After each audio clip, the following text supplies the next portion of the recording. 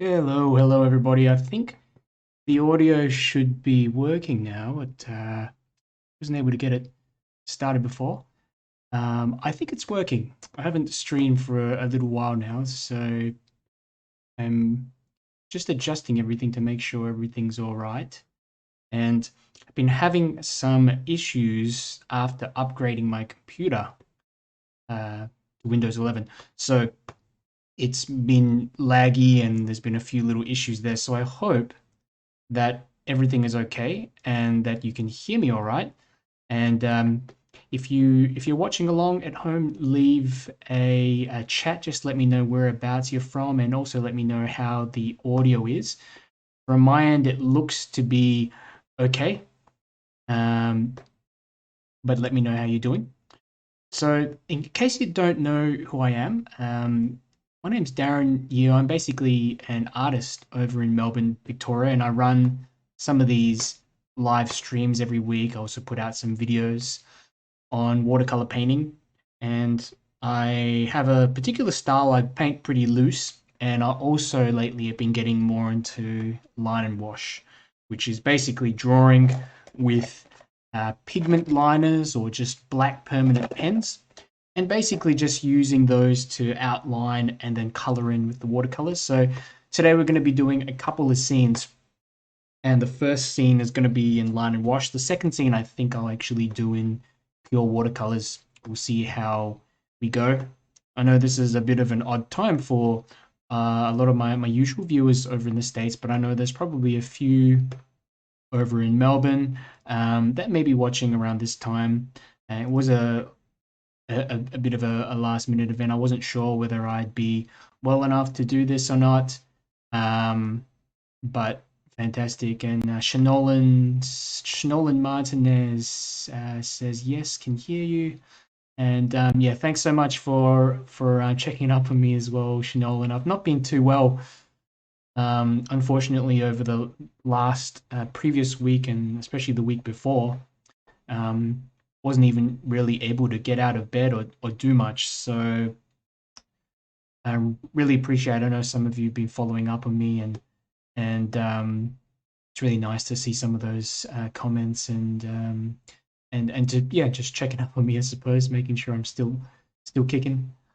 So good. Looks like everyone can hear me okay. Tanya, Tanya's also in the chats. Says hope you're feeling a lot better. Thanks, Tanya. Yeah, you know what? Basically, it was crazy. Like I woke up in the morning. This was not last Tuesday, Tuesday before, and I had this terrible stomach ache, and I thought that it would just go away, but didn't. Went down to the doctor, and asked me to go into the hospital. Thought I had appendicitis. So it turns out I had something else, and I was on antibiotics for quite some time. But I won't bore you with all the details or stress you with all the details. Hospital is not fun. I'm sure those of you who've been in, I think everyone's been in at some stage, want to leave those memories behind. But yeah, it's funny. I sort of take for granted some of the things like just being able to, uh, you know, get dressed and stuff like that. And yeah, even just paint. And I was not able to do really much over the last week and a half or 2 weeks or what have you. So thank you for those who have joined, and I'm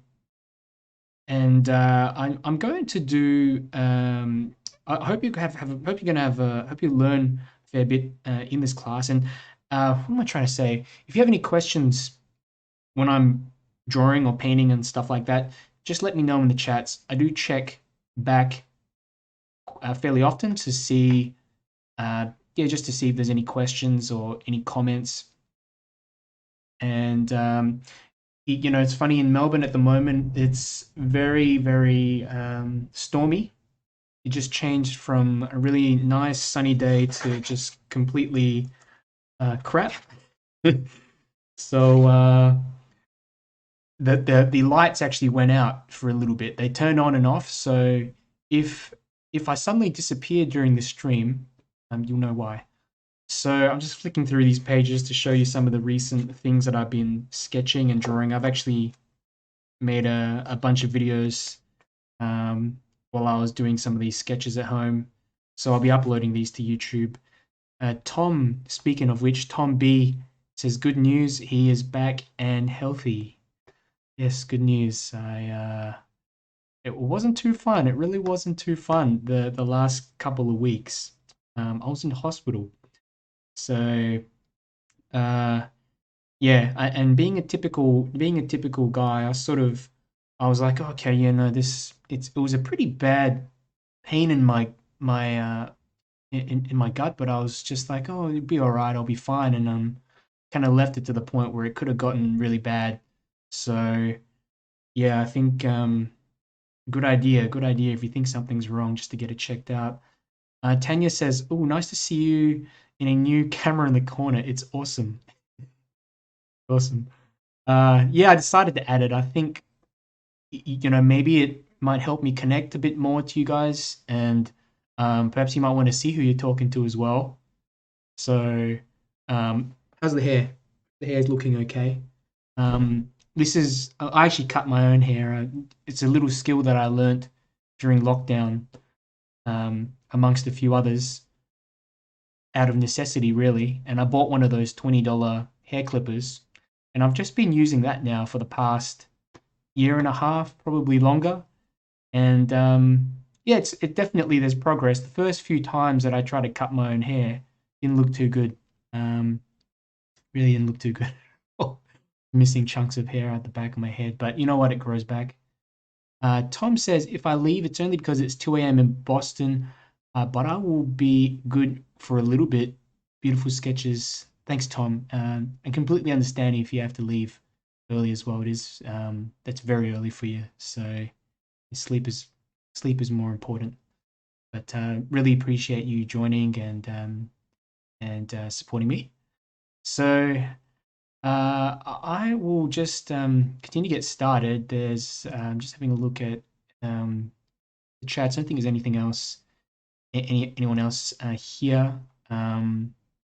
Do let me know if you're new. If you're new to you're just watching along and these lives. Let me know where you're from and what kind of things you paint. How long you've been painting for.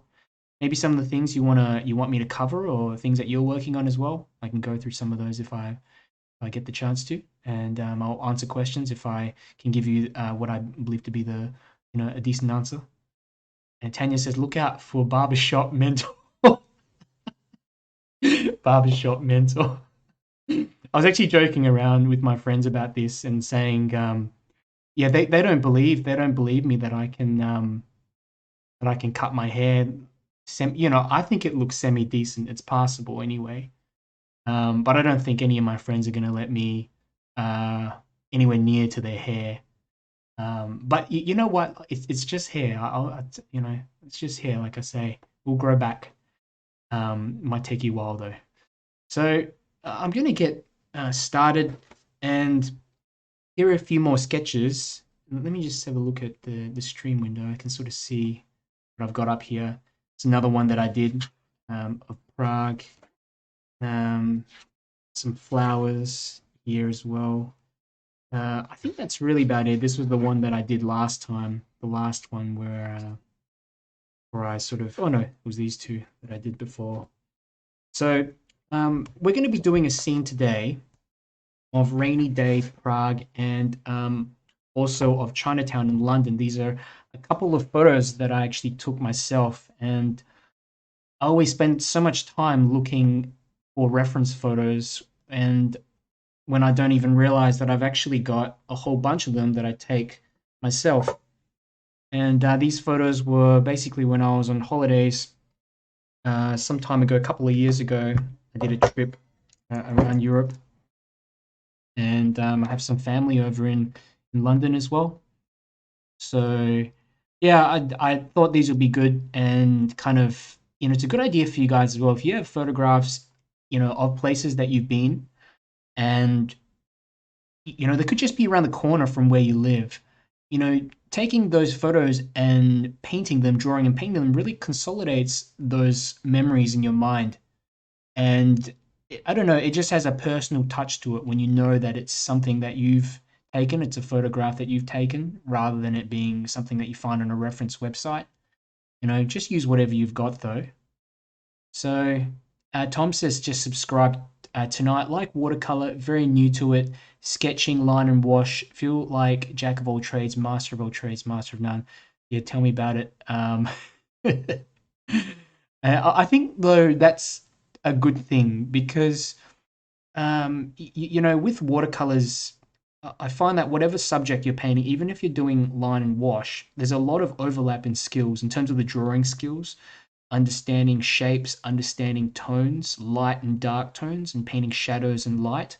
There's a lot of things that overlap, and even if you're painting portraits, the subtle tones that are in the face and the hues and details, that also improves your ability to do landscapes. So you might think that they are completely different, but they essentially, everything is just shapes, at the end of the day, and adapting those to whatever your subject might be. So this first one's, I think it's a bit more straightforward. We don't have all too many buildings in there. We've got the Charles Bridge there in the background, and we've got all these figures. And these figures are why I wanted to do this one tonight, just practicing figures. There's so many in there, and also like these umbrellas. And it started to rain over Melbourne, so I think I'm kind of in that mood as well, although I did choose this picture a while back. And Tanya's asking, do you ever do portraiture? I do, but it's not often. That there are some, if you go to my art page, which is facebook.com/DarrenUArt, there's a few examples of some portraits that I've done. The reason why I don't do them all too much is that I really need to be more patient. I feel like these days I don't have the patience to sit around and work on a portrait for a few hours, which is how long it really takes for me to finish one. Sometimes half a day, depending on how detailed it is. The drawing of a portrait before you even get into the painting is very painstaking. Because you need to make sure all the details are spot on. If you want to get a likeness, you want to paint someone and make it look like whoever they're meant to look like. Even a few millimeters difference between the eyes can make a huge difference, make that person look completely different. So, but if it's something that you want me to cover, I could do like a class, just like a class one on portraiture. At some stage. Shanolan's asking what size your watercolor journal. So the watercolor journal, I actually made this one myself. It's about A4 sized, or in what is it called, in sheet size. It's like 1/8 sheet, about 1/8 sheet, but about A4 size. I think 9 by 12 inches. So I put this one together myself just by tearing up bits of paper. Something I've talked about in my previous one. If you want me to sort of share more of how I make them, I can talk a bit more about it later as well. But thank you for the question. And thank you, Tom, for subscribing as well. And did you get recommended this? This channel? I'm sure YouTube must kind of recommend it to people or what have you. Okay, and Tanya says they'll be awesome. Okay. Yeah, like portraiture must be a thing that let's give it a try. We'll do some portraiture at some stage. Put it on the I'll put it on the list. Perhaps more the painting stage. I could put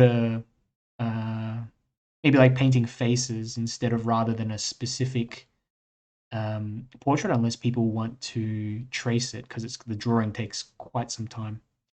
Okay, I've been talking for quite a while now, about 20 minutes. I'm going to get right into it, but it's good to hear from some of you, and thank you for joining. I've got a few pens here, 0.5, and I've got a 0.3 liner. I've also got a 0.8, and I might use this 0.005. Don't use that one all too often.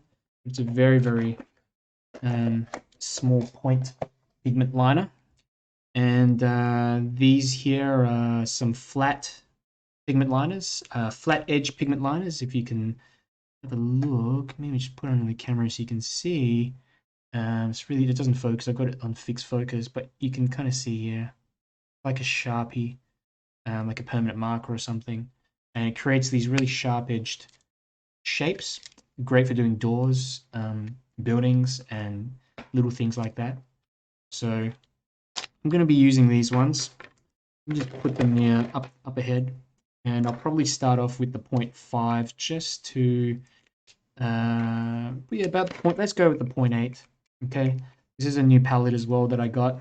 I'll talk a bit about this later. Let me just move it. Probably too big actually for this. But I want to see how it works out. Fantastic.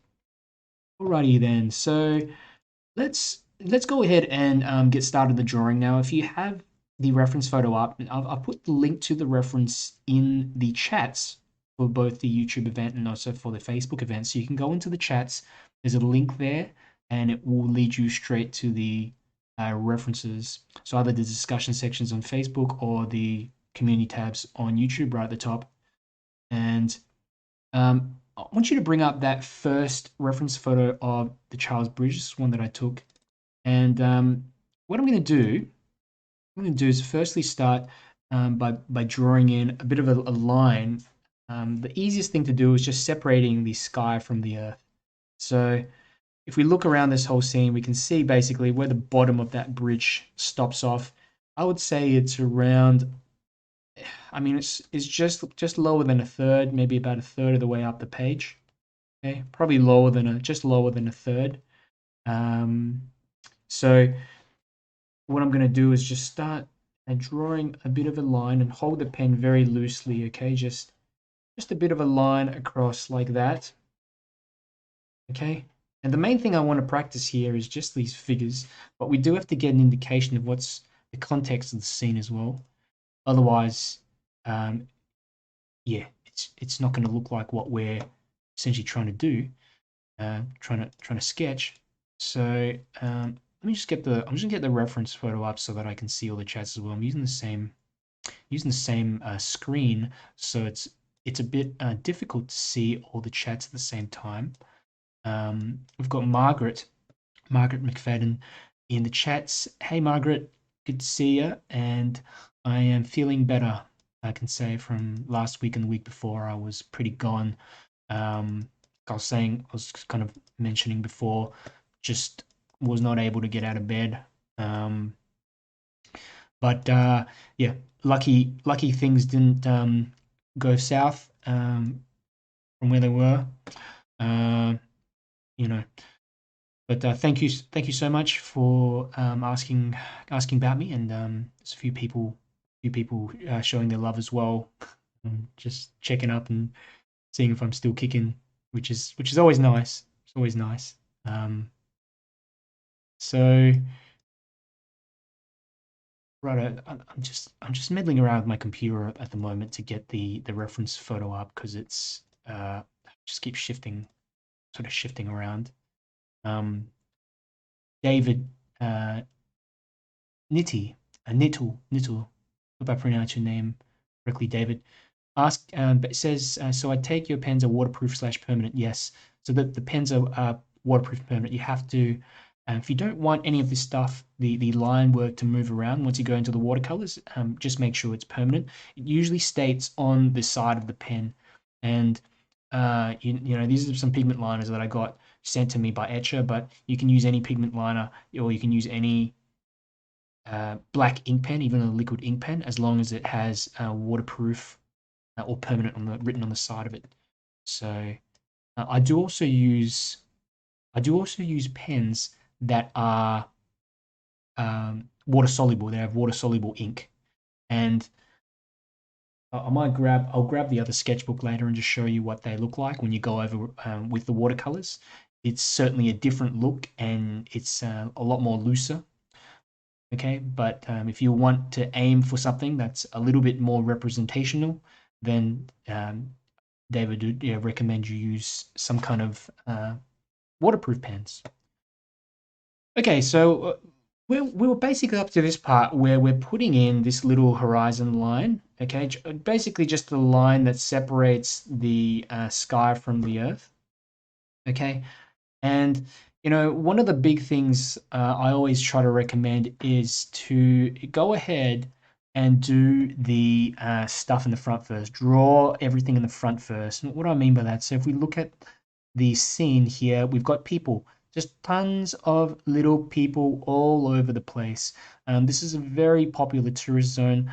I was one of these people here a couple of years back, um, and you basically want to just draw everything in front first, so then you can draw the stuff at the back without it cutting over the figures in the front. So you can cut around stuff. You're drawing the things in the front first, then you can cut around them when you're drawing the back sort of details. Or if you start with the building in the back, then you're going to risk having to cut over the building with the figures. Again, that's a stylistic thing too. Some people don't mind that, and it actually can look fine, but I do prefer to personally just draw the stuff in the front first. Just makes things a lot easier. Okay. Um, Fantastic. And I should bring this. I'll just bring this reference picture up a little bit further. Okay, it's quite a small reference picture on my screen anyway. It's kind of tough to see, but it's not really no big deal because there's going to be a bit of playing around here, a bit of mixing it up. Okay, just try with the computer quite far away. Now, what we can do, however, is start getting in like a bit of this tower in the back. Okay, so just something like this, we know that it takes up. It takes up a huge part of the scene. Okay, so if we look on that right hand side, we can see the tower. It kind of like finishes off about here. Okay, there's a bit of room on that right hand side. There's more room, almost twice as much room on that left hand side. So just a little indication of where that tower is like that. Okay, that's about all that I want to do. And what we can start is by putting in some of the figures. Now, there is a slight kind of slope going upwards. It's almost like a bit of a hill and it goes up there. So you'll find that some of the figures here are going to look a bit smaller, a little bit further down in terms of the heads. And then as you go further up there, the heads are going to be higher than this point. But near the front, yeah. But it's not a huge deal if they're actually close enough to almost put on the same line. So if you get the heads all lined up, pretty much on that line, just slightly above that line where the ground separates, uh, meets with the sky, that's fine. So here's a few little things that I'm going to do. We'll go in, that's a 0.8. I'll just swap to a 0.5.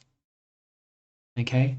And I'm going to just try to get in a few sort of heads of some figures.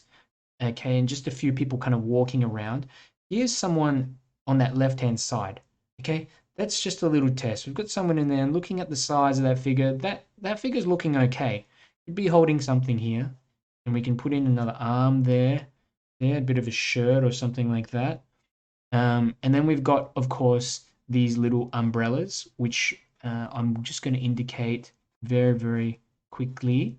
That could be an umbrella. Okay, then we might have someone underneath there. Okay, like that. So holding that umbrella, there could be another person here, there. Okay. What I do find helps as well is that if you kind of zoom in on a part of the photograph, you can then pick out some figures and detail them a little more easily rather than trying to guess exactly where the legs are all the time and that kind of thing. So there's a bunch. There's a man here in a blue poncho. Okay, it's just this gigantic blue poncho here, and I can just get a leg in like that. There we go. There's a person. There's more people here in the background. The great thing about this is that we're just trying to put in a few indications of where all the figures are and getting them to kind of overlap with each other. Okay. uh, so that they almost just blend into one big shape. Okay, here's another umbrella like that. Try to get the umbrellas going on different angles too. So here's another one. Draw the shapes. They're kind of like these, moon shapes, like almost these moon-looking shapes like that. Okay, and we can draw one here. That's an umbrella here, and perhaps there is a bit of darkness underneath that umbrella here as well. Oops. So this one I haven't done this one all too well, but it doesn't matter. We've got a person, just a head here. Looks like they're holding up the umbrella like that. Okay. Maybe a bag here. And we can just get indication of some legs like that. The big thing is just trying to get in some variation in the figures, keeping them still pretty loose. That's it. That's an arm, and that's part of the person's coat, like that. Okay, and then some legs here. Okay, like that. So, having enough looseness in there, but still enough variation, essentially enough variation in these figures to make them look slightly different from each other. It's very important. Margaret says, glad you're doing okay. I missed you. Thanks so much, Margaret. I really appreciate it that you were thinking of me, and yeah, like, wasn't fun being in hospital, and yeah, you're not allowed to have any visitors as well. So basically, just in this room. I did have my phone though, but there was a point where I dropped my phone. I had the charger behind my head, and it would only go as far as so that I had to reach behind and grab my phone. And at some point, I grabbed it and I dropped it behind the bed, and it took me around about 15 minutes, maybe 15 something minutes to get off my bed and to sort of crawl behind it to grab it and jump back in because I didn't want to press the button to get the nurse in. I don't know, I felt like I was kind of bothering them too much. Shanolan says, I'm going to have to watch the replay. I'm having trouble keeping my eyes open. It's midnight here in Parker, Colorado. No worries, Shanolan. These will always be available afterwards, so don't stay up just for that. But thank you so much for joining. This is about the only time that I can do them on weekdays because I have a day job. So yeah, unless I get up very, very early, very, very early in the morning, which isn't really my thing. Yeah, I could probably go to train myself to do that, but I'm not the best. I'm not the best sort of early morning person. Few more chats here as well. Nerida, good to see you back. Thank you, Nerida. And saying I've got a new palette. Yes, I've got a new palette. I'll show you the palette as well in a moment. It's a bit overkill, but it works very well for large paintings. We've also got Eugene. Let me just bring up Eugenia Kim Julian. And whereabouts are you from? Nice to see you. Thanks for joining. And there's also Nivadita Pingle says, good to see you back. Thank you so much. I'm glad to be back. And Dalchini X says, hello from India. Hello from India. Glad I caught this in time. Awesome. Thanks for joining, Dalchini. I remember you from the last stream. Yeah, I remember you from the last one. You'd found me on YouTube as well. Same with Tom. So glad to have you here. Glad to have you here. It's probably a good time for you as well. As in not in the middle of the morning, early morning hours, as most of my views over in the States would be in. And Alabama. Cool. Eugenia Kim says Alabama. Hope I've pronounced your name correctly as well. So welcome and thank you for joining. And if you have questions, do let me know in the chat, so I will get back to you as well. I'm going to continue on, and I'll periodically kind of check if there's any messages, and yeah, if you have any questions. Okay, but let me have a look. We have. I hope you guys can see. I hope you guys can see okay. Actually, on the camera, it does look a bit small, but perhaps if you have the view maximized, you'll be able to see better. But it looks like such a tiny screen on my computer. I do have another camera, but I'm still playing around to get that one working properly. The color and some of the settings are just not looking too great, so I haven't used it for this one. Some stage I'll fix it up and get it working. I get it working though. Okay, let's continue. Hey, Rupa Mehta. Glad to see you. Some familiar faces. Okay, so the umbrellas. Make sure you get these umbrellas in first, and before you actually draw the people in, it just makes it easier to kind of draw the people underneath.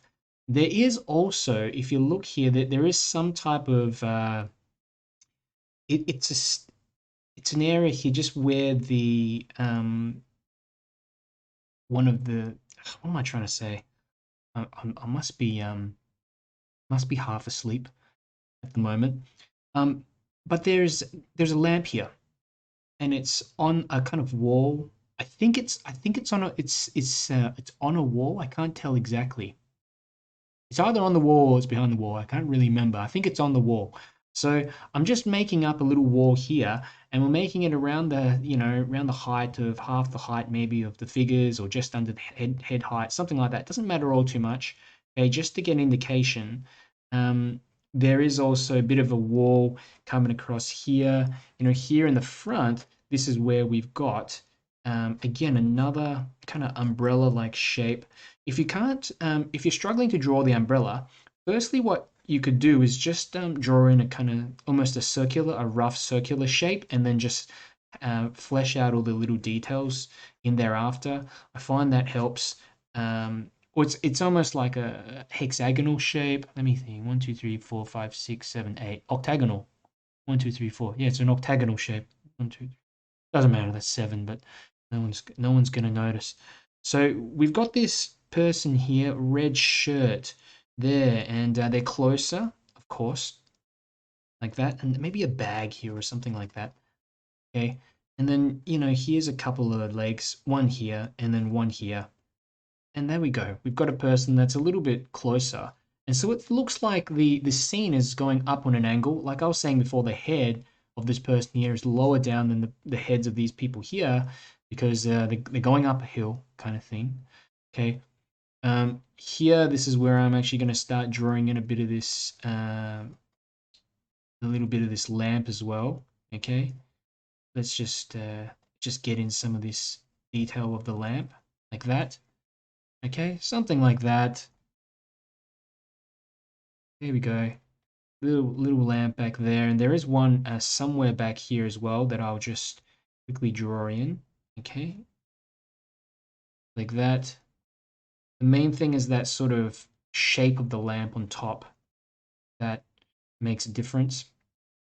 We can make up a few more people here. Here's someone just walking, and maybe they're holding up an umbrella. We've got someone here as well, perhaps. They're just walking. They're holding up an umbrella there, and oops, get into some of those bits and pieces. Here's maybe a person with an umbrella up at the back. The overlapping shapes are so important, and they play a part to indicate this sort of crowd of people.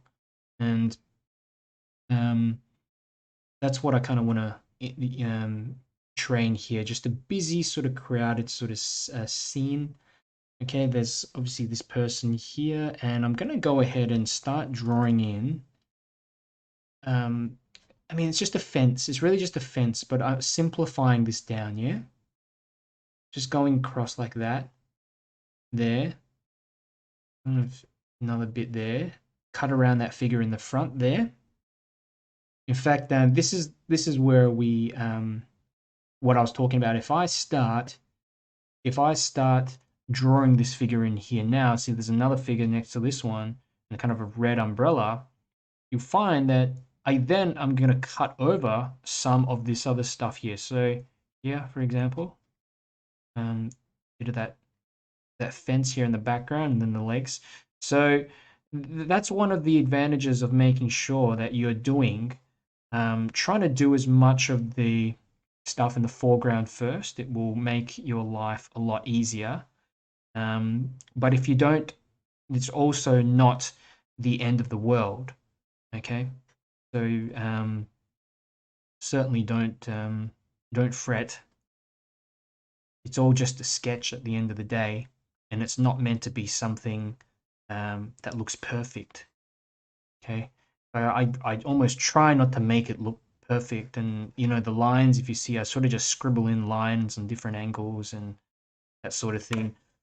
A little trick as well, if you do have other pigment liners, is to use a thinner pigment liner for some of these shapes and things in the back. So you see this, it's a kind of a fence here, right? Now, if I'm using a thinner liner, what's happening is I'm able to push that back further. If I'm using a really thick liner, the lines are going to just start pushing, making that shape or whatever you're doing come forwards more. We don't want that. Okay, so that's why I tend to use in the background, yeah, just try to use liners that are a little bit thinner. Okay, and even here we've got some figures just going underneath the bridge, and we can just start already by drawing a little bit of this bridge, tiny bit in. Where does it end? It's sort of this arch ends roughly here. Okay, now there's actually a right-hand side to it. Not right-hand side, but basically this edge here, it's three-dimensional. So that sort of comes out like that. There. Okay, and then we've got this arch that sort of reaches up around there, comes down like this, around about here. Sometimes it's also good if you put these little dots. Now, if you can't draw that whole shape in at once, and I do this all the time, I put dots in the middle and then connect the dots up. Connect the dots. It's a legitimate way to figure out just to get in these shapes a teeny bit more accurately. How does that look? It looks okay. They're going to go underneath there, and then we have the inside of it, sort of that, coming through like that. Bit of the inside of that that tower. Okay, and I think I'm confident enough now to add in the line here to extend upwards. Okay, so let's just go ahead and do that. And I'm also using a pretty thin liner too, just in case. Okay, separate out some of the details. We've got a line that's coming across here like that. Okay, there's all kinds of details in here, and it's quite easy at this stage to get overwhelmed at what's going on. But start with the big details and work your way down to the smaller details. It's about the only way that you can do this. Here, because I know I've got a lamp, this is where I'm going to draw one in, and I'm putting more details into this lamp because it is closer. It is closer to the front of the scene. Okay, so I want to emphasize that a bit more. Okay, I'll probably go back into that later with a thicker pen. Okay, I do have some of those other sort of flat-edged pens, which I like to now use to finish things off. So we know this comes all the way down, roughly down here, all the way down. And again, what is this? What is it sitting on? Is it sitting on this bit of a fence or something in the foreground? I'm really not sure. I can't tell. We can still put it in roughly like roughly like this, and we'll figure it out. I'll figure it out later. I think there is some kind of, I mean, for example, here it looks like some kind of area that it's attached to, like that. Okay, but it's not a whole super important. Let me know how you are all doing as well, if you're following along and this is making sense to you, and hope you're keeping up okay. There's actually quite a few people in there. David says it's a trash can. The trash can behind the lamppost. Um, yeah, you're 100% right. I think I need to get glasses or something like that. Um, Maybe I just don't even see, because I keep talking about how I break things down into shapes these days, and I almost do it automatically now. Whereas when you first start drawing and painting, you look at things. Okay, that's a trash can. That's a house. Whereas I might look at a house and say there's a triangle, a couple of triangles there. There's a rectangle at the bottom. I sort of look at things like that. So yes, you're right. um, good, good. Uh, yes. So do let me know how you are all carrying along. I still haven't quite decided how we're going to get the light in, the sort of light source as well. Whether we want to keep, I mean, we have to go with that rainy day kind of look. I think that's important. And I'm sort of also thinking perhaps in the background we can get a bit of a warmer color here, and the warmth will just kind of reflect down the page, and then we'll drop in some of the darker shadows and stuff inside. Okay, the drawing is always the most tricky part, and I find that you are just it's almost like planning it out. It's almost like just planning everything out, and things change as you're doing it as well. Initially, your idea of how you want it to look may not really work, and you have to change it up, or you make a mistake and then you have to change it up anyway.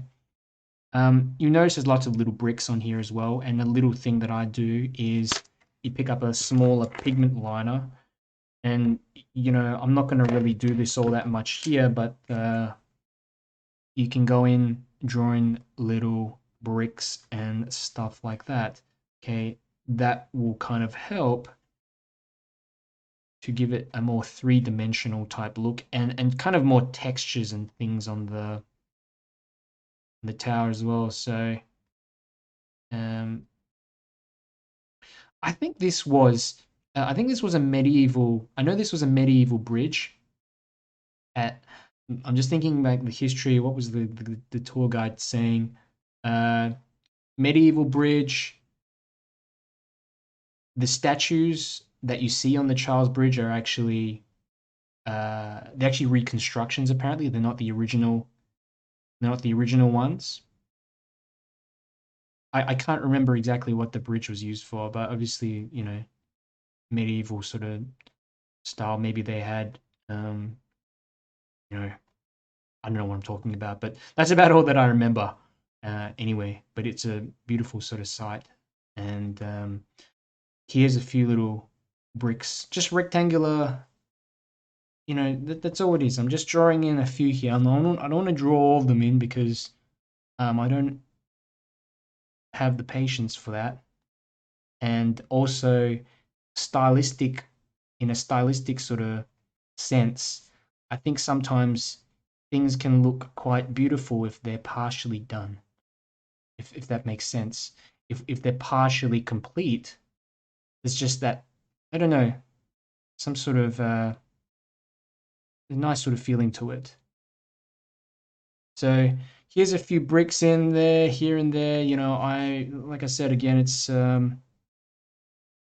not a matter of trying to draw every little thing in. Just draw as much as you feel you're happy with, with the detail that you're happy with, um, and that gives enough indication as to what this scene is about. I think that's the important thing.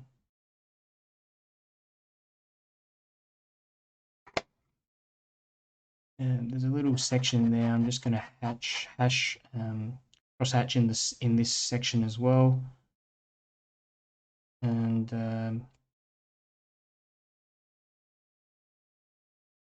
look, there are a few bricks and things in the walls in here as well. So it's not, it's certainly not something that you're gonna spend all day doing, but just drawing a few little bricks here and there like that.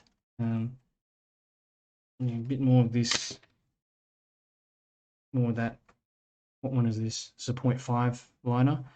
And oh my god, look at this. This is detail wise a bit of a nightmare, but let's simplify that nice down. This looks like a kind of a quarter of a circle. You look at that, just a quarter of a circle on the sides. And then you've got these kind of gold sort of figures and statues that are in here. Okay, there's one, two, and remember statues are they're basically just people. So look, it's very, very basic. A couple of sections here. There's looks to be some more details in here, maybe 3 figures or something. I'm not so certain. Okay. But you've got a little indication of what is happening in there. Okay.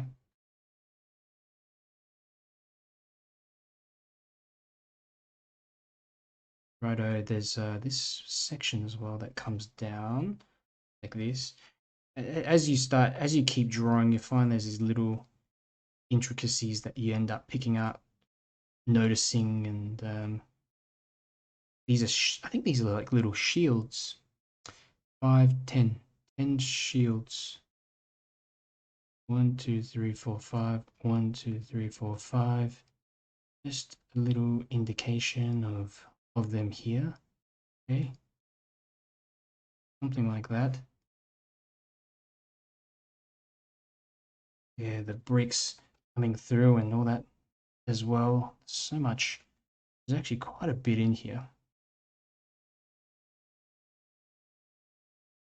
Okay.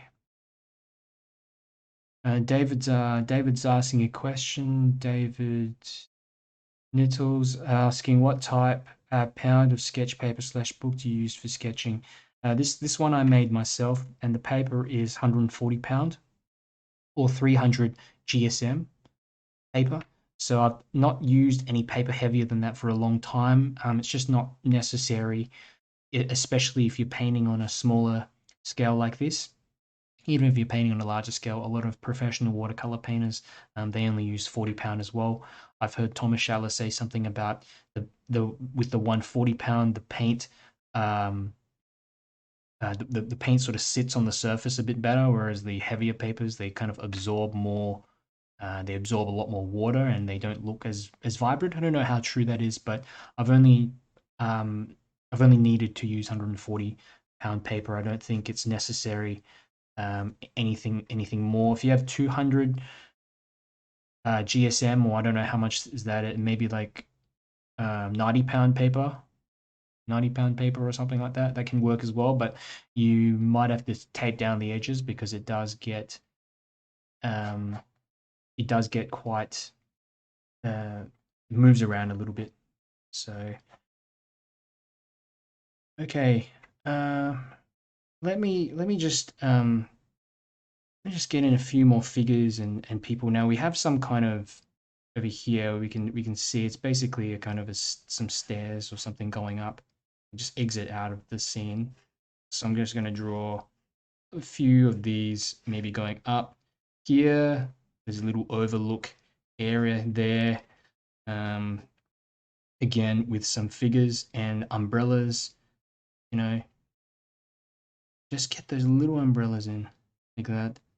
Just people standing around with their umbrellas on different angles. Not too many of them. Here we go. Here's a person. We got another person here, another person maybe here.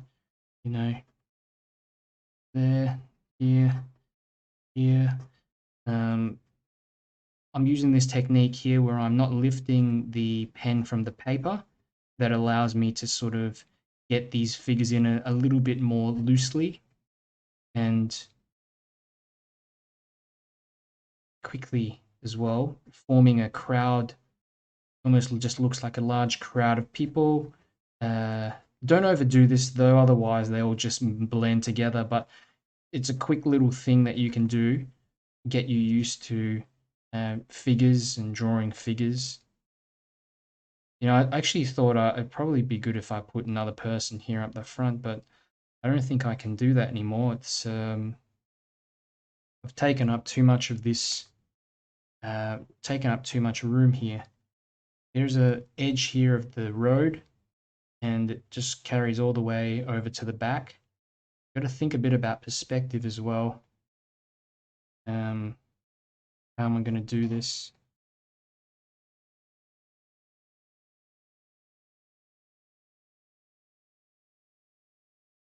Okay. I think I might just have the perspective lines going across, kind of like this,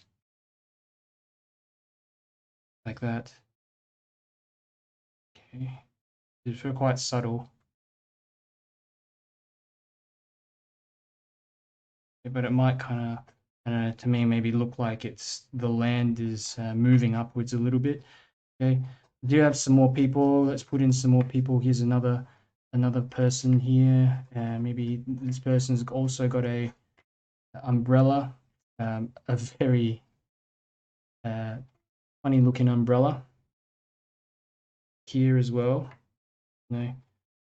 When I first started painting in watercolors, I was really quite obsessed with umbrellas. I don't know why, but yeah, just these kind of rainy day umbrella scenes were just so exciting to paint. Okay. So we do have something going on here. I mean, it looks like we've got a big crowd of people. We've got a whole bit of perspective going in there.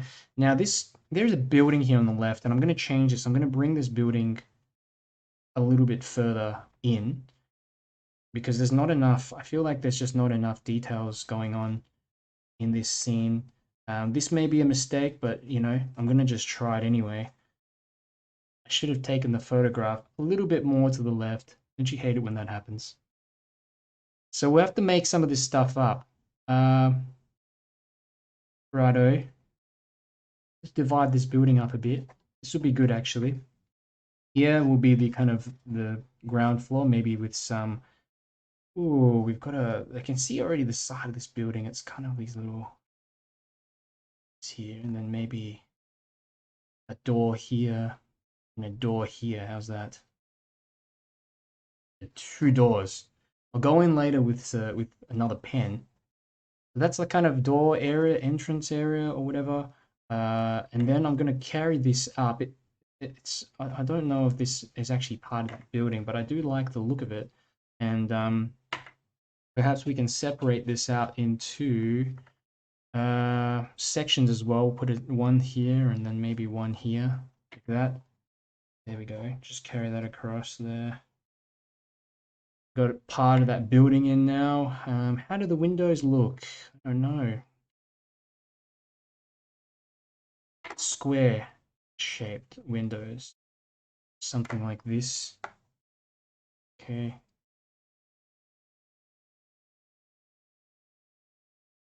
Maybe these ones are just kind of go out of the scene a bit. Won't draw them in completely. Normally these windows have nice sort of frames as well, especially in these touristy areas. Look, very well maintained, these older buildings.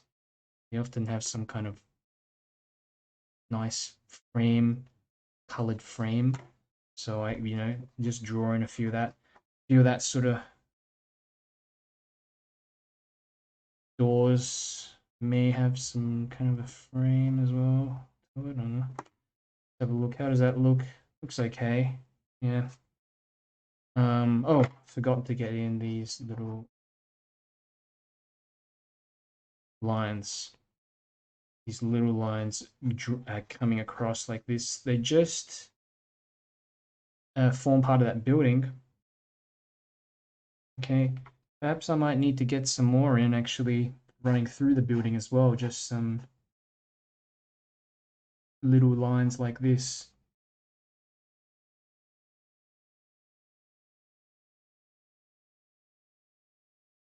leave the windows and just draw over the top of the rest of it. Okay, that's looking okay. I might leave that. There is a kind of a lamp or something coming out from this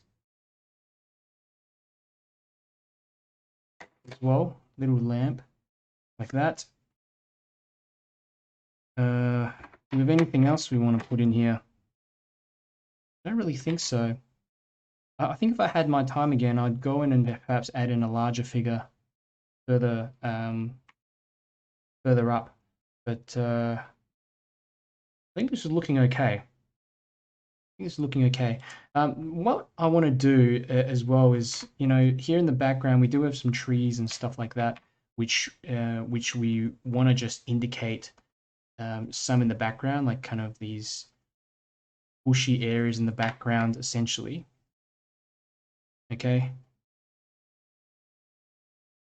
Here I am. I'm just getting obsessed now with these little blocks on the building. Funny enough, this is kind of like the most exciting part of drawing these sort of scenes for me. I don't know what it is, but it's just old buildings and the rustic sort of look, all the bricks just sort of fitting together, and I can just do this for a very long time. And it goes to show, you know, look, I'm pretty messy here. They're not super accurate. What I'm doing here, it's not super accurate, but you can still get in a decent indication what's going on. I think that the trick is to mix it.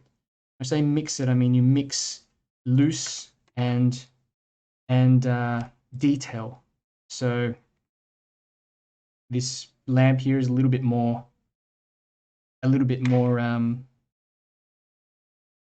detailed, right?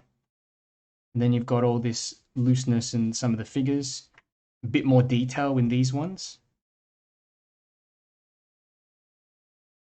That can actually draw the eye into the scene. Use that trash can, David. I want to bring it all the way down the bottom. It's kind of just a shape. I might have another opportunity to add in shape here, but I think I'll leave that so I can get some of these reflections and things coming in.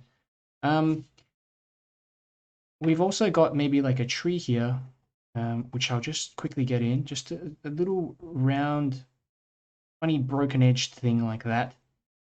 What else do we have in here? Not really much else, to be honest. There's not really much else.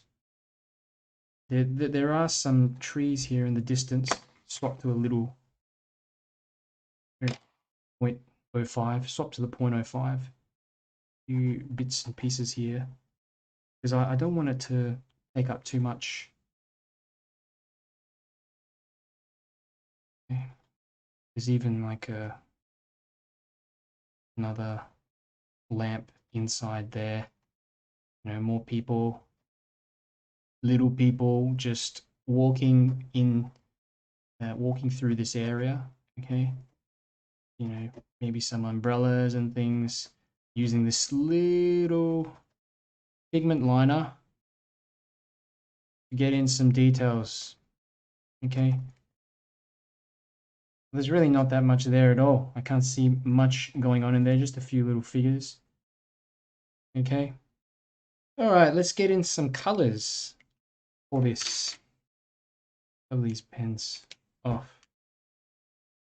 So firstly, we must have a bit of a plan on how we're going to go light to dark, that kind of thing. I'm really thinking having just more, maybe like it's blue, more blue areas up the top here, and then it goes warmer down here. The warmth goes into the ground, into some of the buildings, but then we've got these darker reflections running through.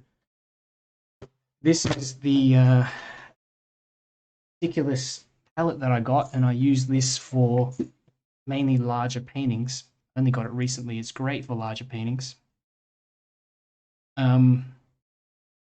something weird kind of happened. Like I poured out all the paints and somehow some of the cerulean blue made it into my titanium white, my buff titanium here. I don't know. I can sort of see a bit of a, might have tipped it in or something like that. I'm sure there's not a hole or something between the wells. So let's go ahead and get in some colors. How are you guys going, by the way? You keeping up? And is everything making sense to you? Sort of what I've been going through. Let me know. Let me know in the comments. So just trying to get this. I don't think I'll use this one for the next live. Big. But at least you can see what I'm kind of doing. I'll shift this over. Okay. I think that's an alright sort of view. Move that light closer there. Okay, so some colors. Let's get in some nice colors. I'm going to be using, let's go with a larger sort of mop brush to begin with. Larger mop brush. This is just going to allow us to get in some colors, some large washes, I mean, in the sky, just large washes essentially. Okay. Narrator says she's following along. Awesome. Okay. So what was the plan? The plan was warm colors down the bottom and cooler colors at the top. Okay, so we want everything kind of warm, even the ground a little bit warm, slightly warm, and then we're going to drop in some cool sort of colors running through to get some of these shadows and stuff on the figures. Okay, so for the sky, I will use, I think I'll use a little bit of, I do have some of this kind of purplish color. It's called Imperial Purple. Imperial Purple, and I'll drop in also some ultramarine too. Okay, let's have a try of that. How does that look in the sky? That looks okay. So I'm going to go around. We'll do that section just quickly of the sky, and we don't want it to be too dark. Remember, because we do have it is daytime still. There's certainly more of a purple bias, and it doesn't matter. I just want to try out this color. Okay, cut around some of these bits and pieces. We'll come further down the page here, like that. Okay, around where we got these trees and things there. I'm going to start putting in a little bit of warmth.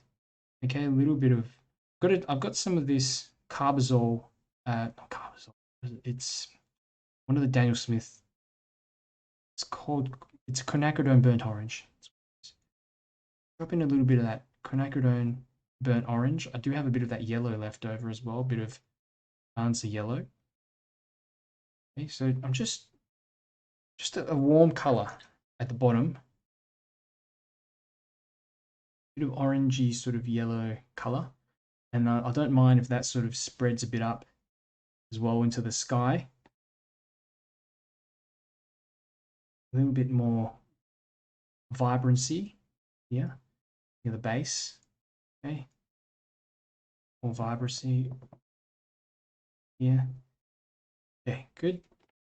Now the sky as well, you also have to decide whether you want to put in darker clouds or some areas in here. So you can pick up a bit of this sort of other color and drop it in. This is just a mixture of all the purples and blues that I had left over before. If you want to get in like a cloud shape or something in here, okay, just drop that in while the paint is still wet. Okay, there we go. Some clouds. Okay, now as we move down the page, this is where I'm just going to pick up warm colors, drop them into the ground.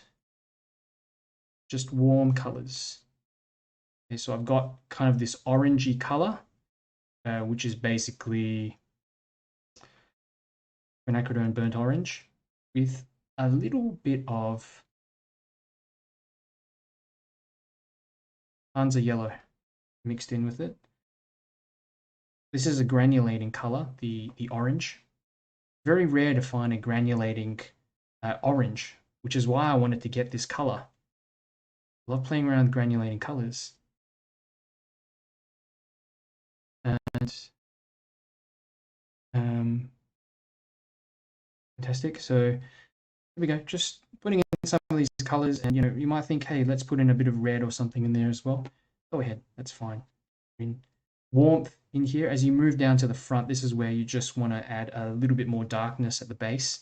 You can even mix in a little bit of blue in here to sort of dull down some of the kind of warmth in there. Okay, a bit more red in here, like that. Gone all the way through the page. Okay, good. And then we're going to get some colors in for the buildings. Now, if we look at the buildings, they're pretty basic in terms of colors. They're just kind of like warm colors. I do have some burnt sienna here. I've got some geothite. I might use that.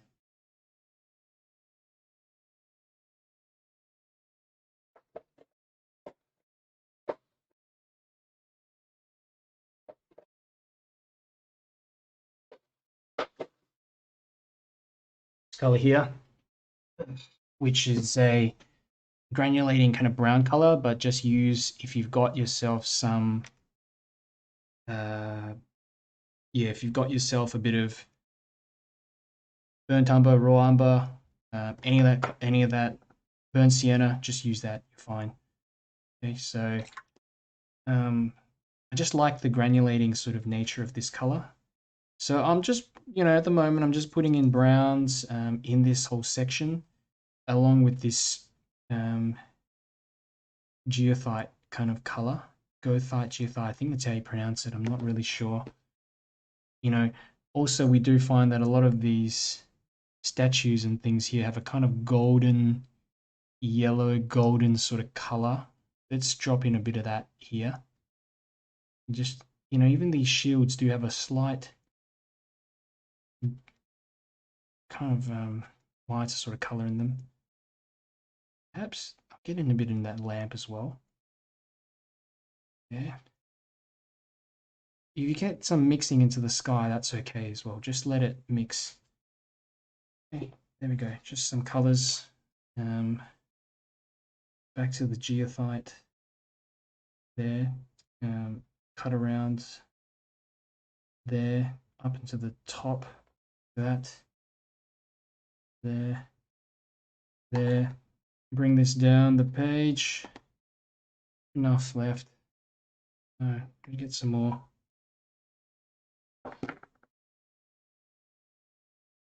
Okay, great. I'm just going to carry this all the way down. Okay, all the way behind these figures as well. You get some little white spots on the building, just leave it. Don't try to color everything in. I think the little white spots or whatever, they add some nice kind of sparkle.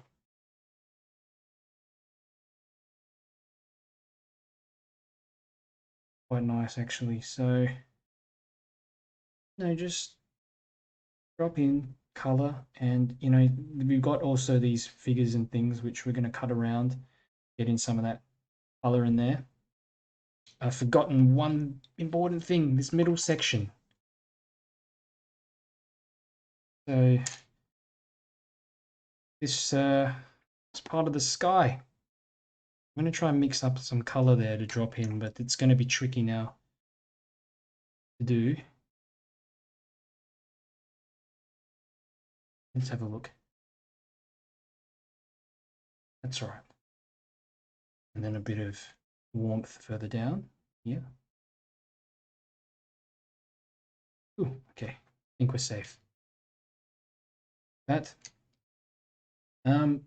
We do have all these figures, and getting in some shadows at the bottom would be good, just some little reflections.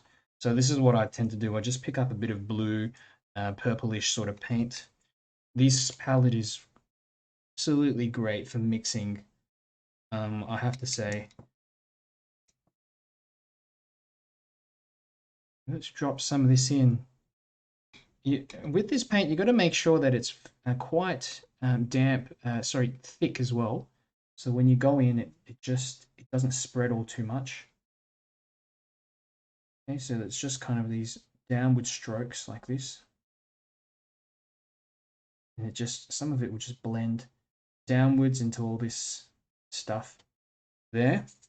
If it's not wet enough, you can take out a little spray bottle and start to spray onto the paper like here.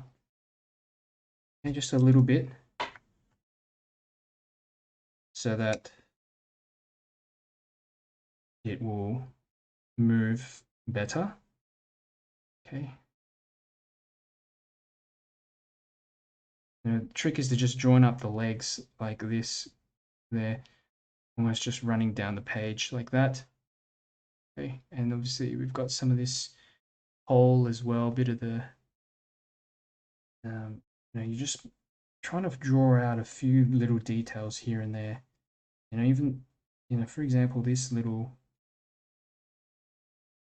whatever you call it, wall here is actually pretty dark. It's almost as dark as the buildings. I'm just going to go over it with a bit of this brown color. This building here, we need to get some color in here. I've got that buff titanium. Let's drop in some of that. Unfortunately, it does have some of this cerulean blue that has found its way in there. By some miracle, it's found its way in there. So we'll add in a little bit of warmth into some of the windows as well. That there. A little bit of warmth. Back to that. This is buff titanium. It's basically just a creamy white color. If you've got some white gouache and mix it around with a bit of yellow, a little bit of a duller sort of yellow ochre or something, you might be able to get something similar to this.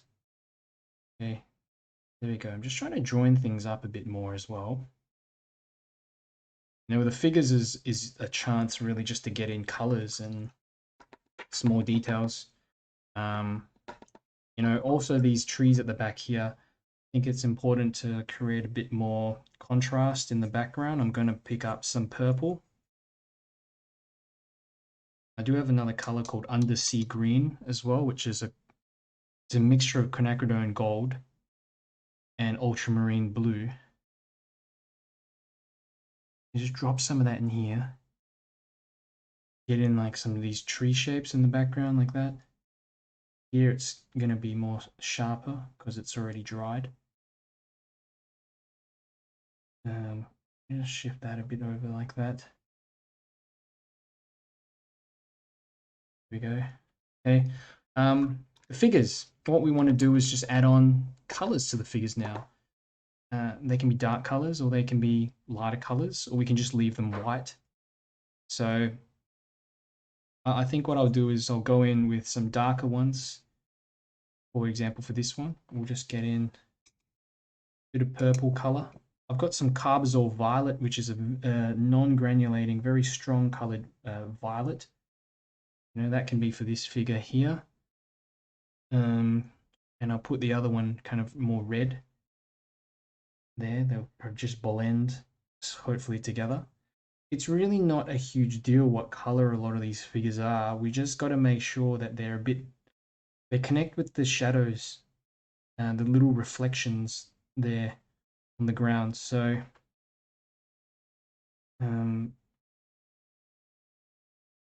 that there, umbrellas as well do have some colors in them. I think that right hand side looks okay.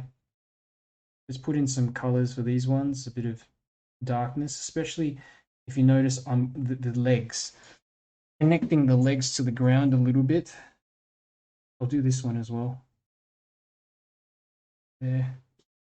I'll look to see if it's making sense or not. A smaller brush. I've got a little brush as well. Good idea. Tom says, a sketch came out well. I'll add color tomorrow. Looking forward to the future content.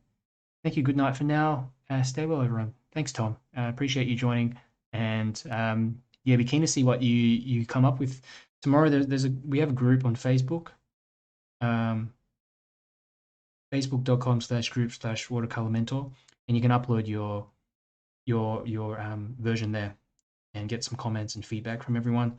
I try to comment in them as well, and if you sort of want advice, I try my best to get back to everyone. So this is just some colors. I do have some neutral tint as well. Neutral tint is a great little dark color that helps you to get in some detail, really dark areas. You notice as well on this scene, these windows and doors and stuff like that, they're pretty dark. Even underneath here, you'll notice exceptionally dark underneath this arch. So don't be afraid to do what I'm doing here and get in those dark areas. Okay. Just drop in a bit more of this geothite. Just a bit of that in here, just to darken around the inside of this arch. Okay. Kind of in this awkward stage at the moment where everything is still slightly damp, but this is actually a really good time to start bringing out some of the shapes, some of the shadows and darkness and things in here, because it just doesn't look too sharp if you do it now, and later we can get in, you know, the final dark kind of areas. You know, for example, see some of these windows here. If I, you know, for example, I might just drop in a bit of color like that. You know, get in a bit of shade, a little bit of darkness in the window, like that. Okay, and it does make a big difference. Suddenly, there's more contrast in there. Try to use a few little brush strokes like that, and you'll be fine. Great. I do want to just darken down some of this as well. Let's get that larger brush. Okay, just darken down this shape in the background, this tower. And I'm just putting a bit of purple in here, a little bit of purple. And over on that right hand side, I'm going to soften the edge down, but then still add in that purple. Okay, so just soften that paper, put in a bit of water in there, like that. Soften it down, and then we'll continue across. Okay, that. Yeah, I want to make this more, just come out more, look a bit more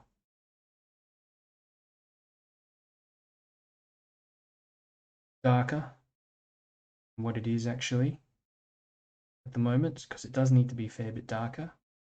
So, you know, some of this little cutting around work is really good, and just finding some of these dark parts in here to just color in, cutting around what you think is there, leaving in that background mix, so crucial. Here's some more all this color. Sort of blending into that side is nice as well. This is a couple of darker spots here, maybe even here. Well, in here. Okay. And this building here, I'm going to need to darken this one down a little bit as well. There's too much, just too light. Okay, so bring it forwards more. Darken it down. I'm just using a warm color to begin with, and then we'll decide what to do later. You know, I could add in a bit of this purple in areas like that. Okay, as well. Soften this edge. Okay, as we move down, it all just kind of blends nicely.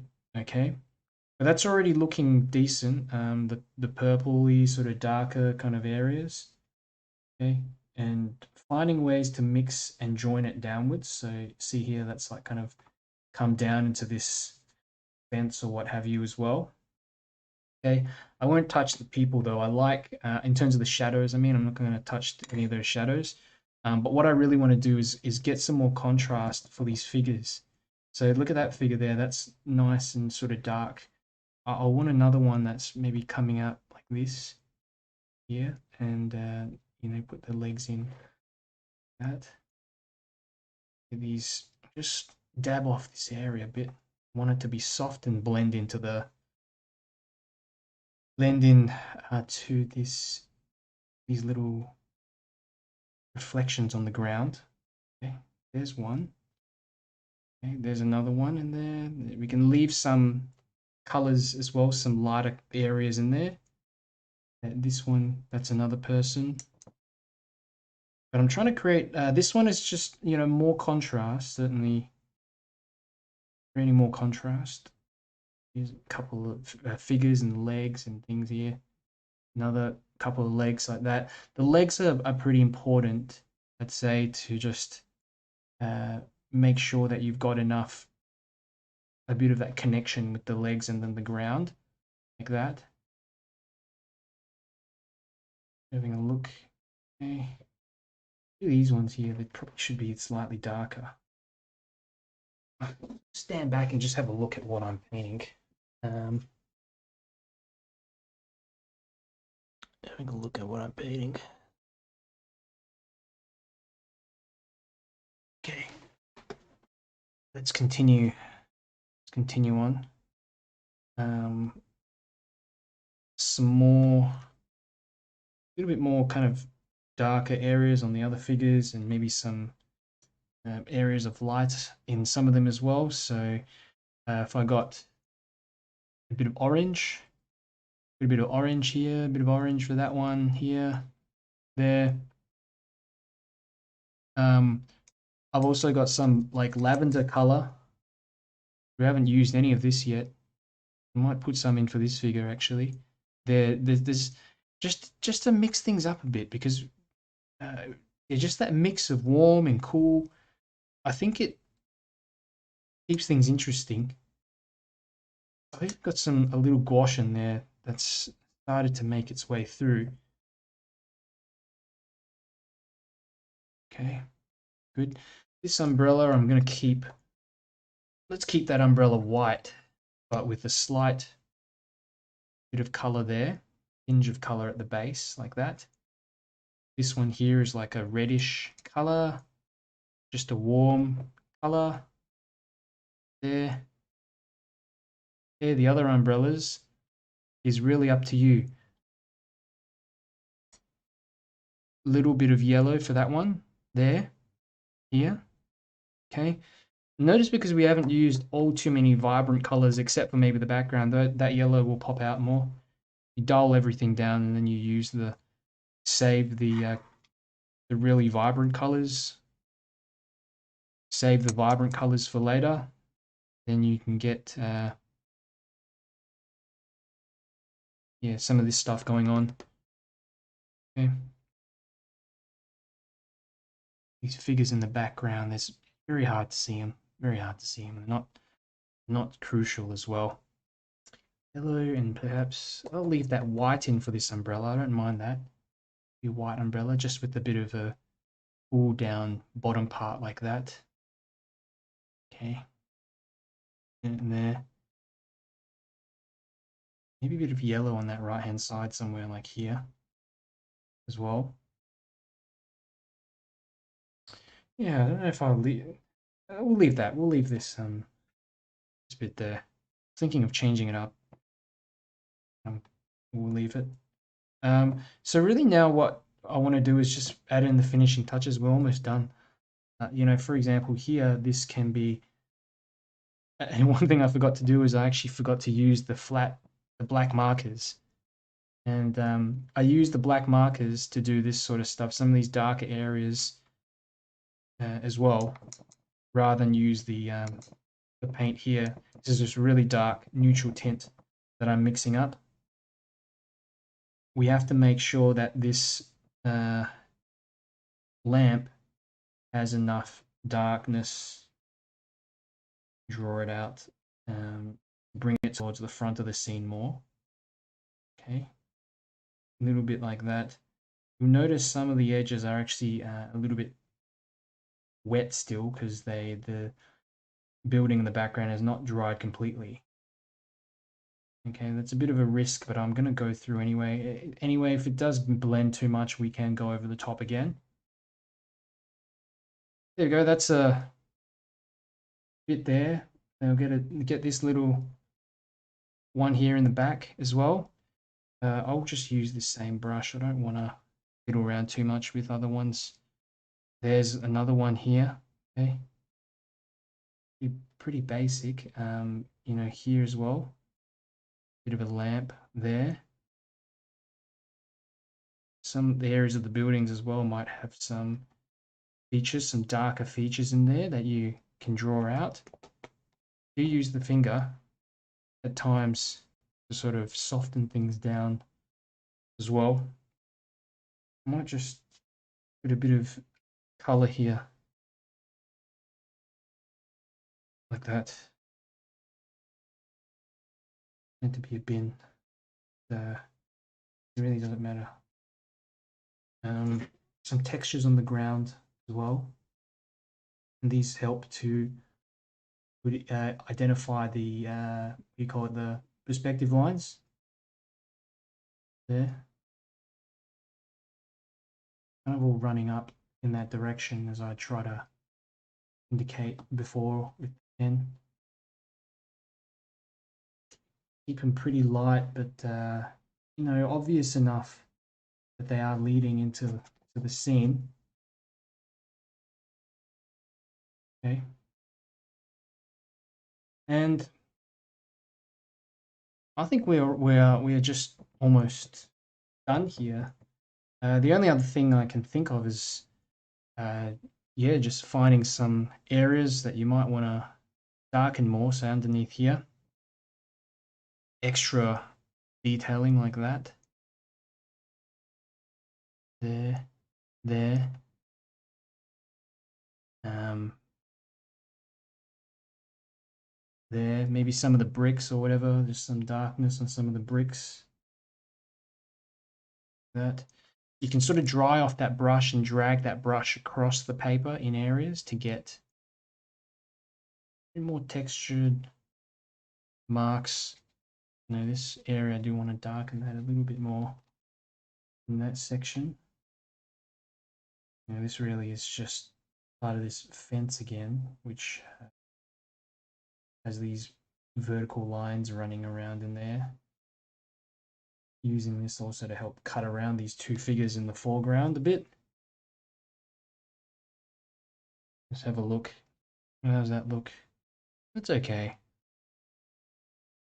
I'm trying to bring out this umbrella more by using a teeny bit of negative painting.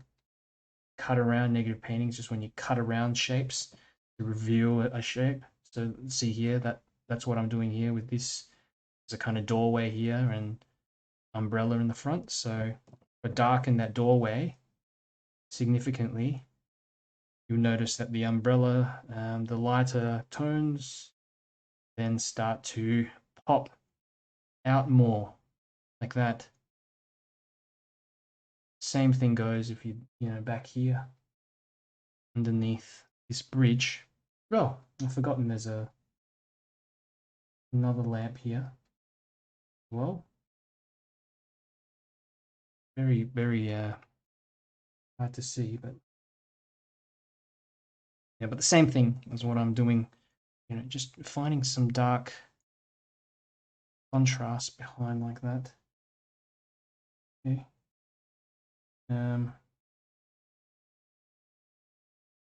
Fantastic.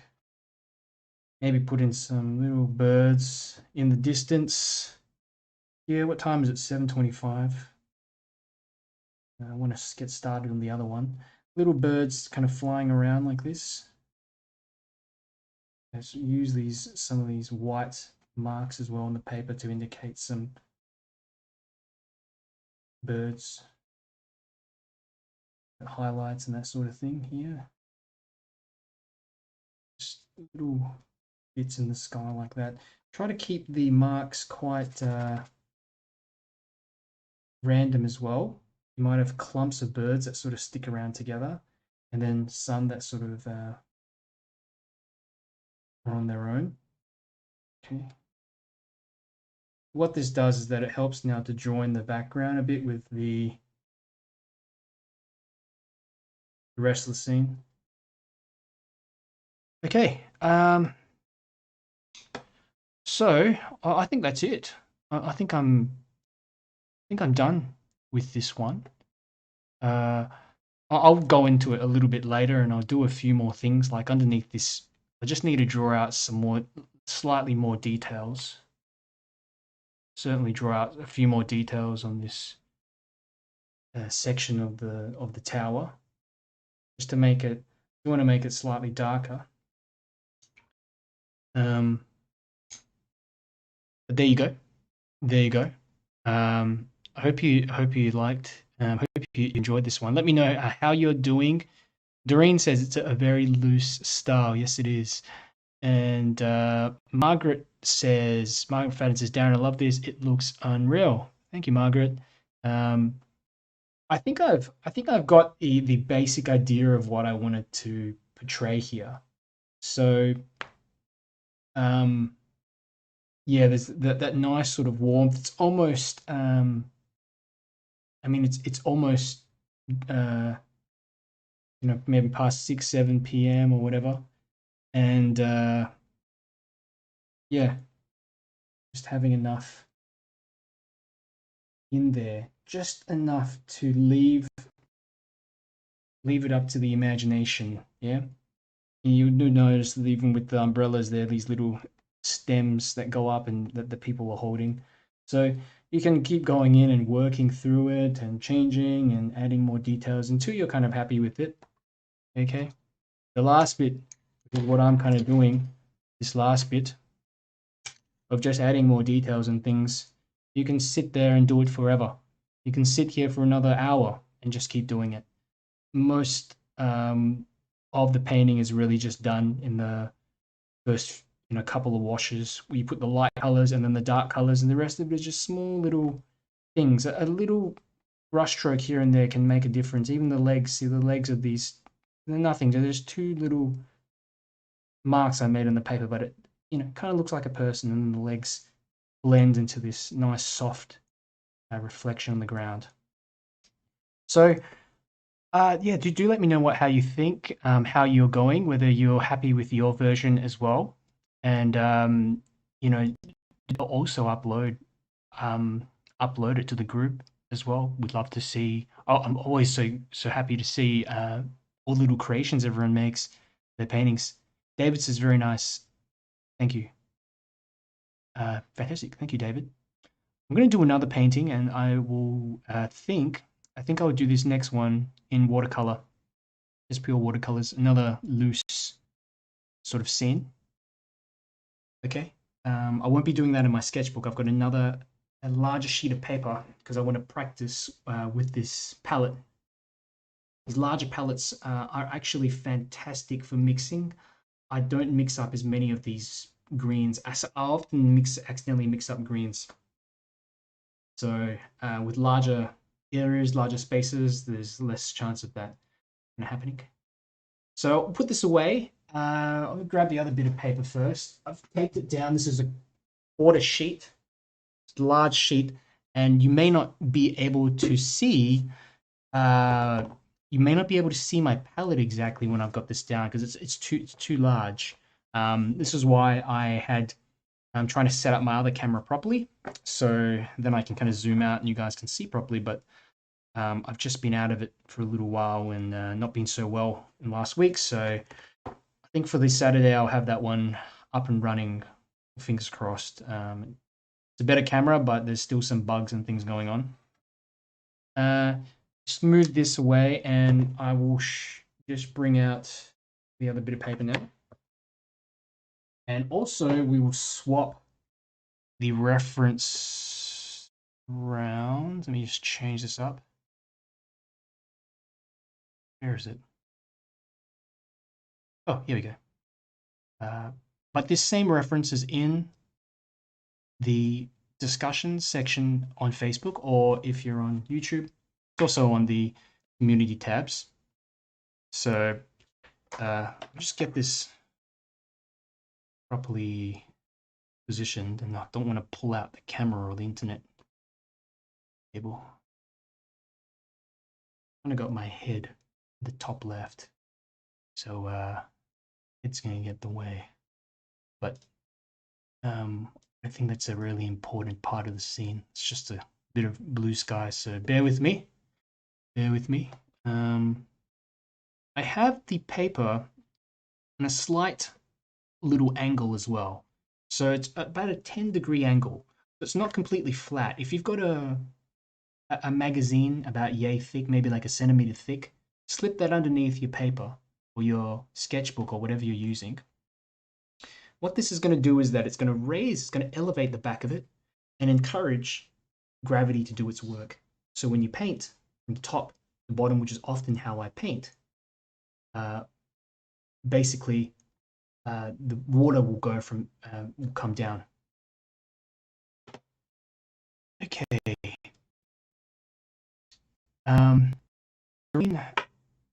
Darren Rogoski says, I don't understand anything because I'm German, but the process up to the finished picture is well presented and very helpful. Thank you.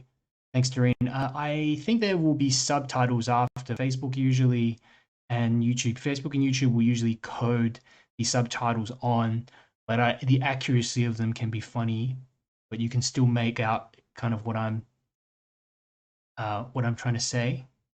But thank you, Doreen. Dankeschön. Yeah, but if you have any sort of questions, you can sort of translate, send it through, and I can try my best to answer them. I used to be able to speak about 150 something words of German, but not anymore. Okay, Marion. Thank you, Marion. Marion says looks really good. Fantastic. I'm glad that it looks okay. So let's go ahead. Get started. Dorian says, "Wow, good German."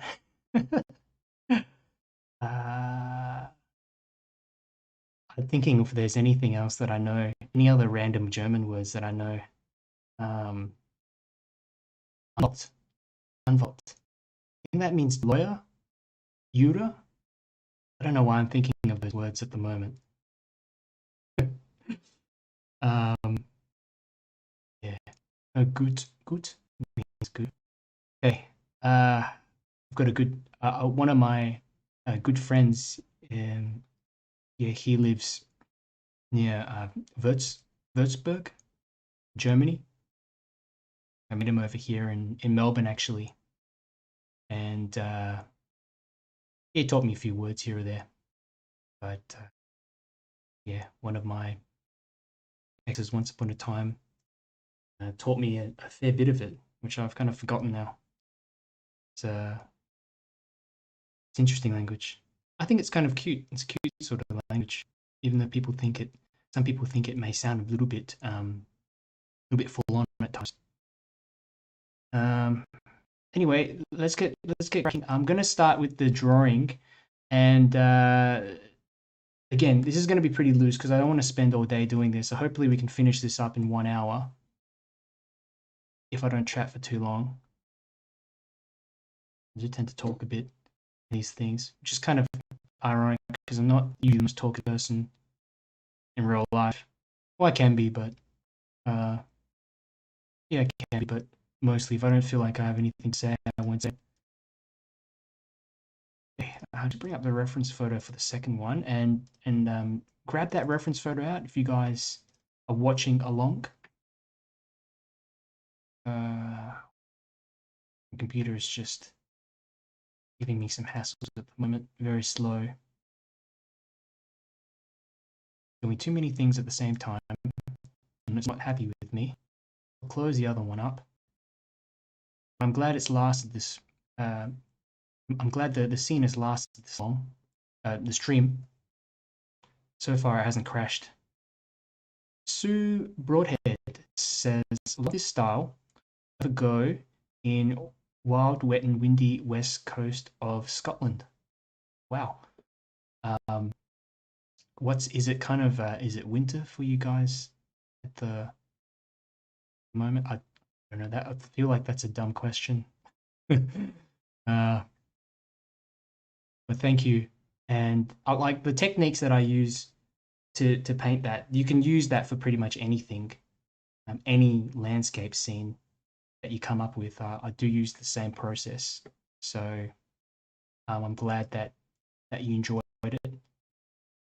I try not to touch the paper all too much. I just use as few brush strokes as I can with this style. So if you want to define more, use more brush strokes. But if you're aiming for freshness, fresh and loose sort of style, try to get in a shape or a figure with the least number of brush strokes, and you have something almost slightly abstract, but you can make out basically what it is. Now, with this scene here, one of the things you'll notice is if you kind of squint, and this is a technique that I learned from master watercolor artist Joseph Zabukovic, is if you kind of squint, you notice that you can break down an image into the dark and the light tones very easily. So if we look at the buildings, all of the buildings can almost fall within one tone. So they're pretty dark at the back, except for the roofs, maybe the side of that building in the middle. That building to the right is pretty dark, and the shadow on the ground is pretty dark. The figures are pretty dark, and then we've got light in the sky, and then light on the left-hand side of the ground, and also some of the light in the lanterns and stuff. So what we want to do is start, this is the thought process that I go through when I'm looking at a reference picture to begin with. Okay, so you might wonder, why am I talking so much? It's the painting process kind of starts in my head before I even go into it. Because if you don't plan it out, you're certainly going to run into some issues later. So what I'm doing now, basically, got a little pencil, and I'm sketching in some details. Okay, this building on the right hand side of the page. The line that I've drawn right across here is the line where the buildings hit the ground and the shadows begin. It's not a third. It's almost just less than a third of the way up the page. Okay, and I've started to draw this building in first because I figure it's the easiest one. It's closest. I can put in a bit of the detailing already, and this little bit of, it's a kind of a roof thing here that actually goes further up the page. This is the door here at the bottom. Here, that's the door. And then you've got this kind of roof. Let's have a look. There, and there's kind of this roof like shape here, there, and running across down the page like that. Bring this up here. Okay, have a look. We do have, if we just imagine a little dot here and just draw a few of these lines going up into the building like this, we can then get in some little perspective lines heading up the page like that. And we can then start drawing in, for example, some of these buildings here in the back. That, okay, that this building actually comes all the way up and then escapes up the top here, furthermore, further to here, actually, here.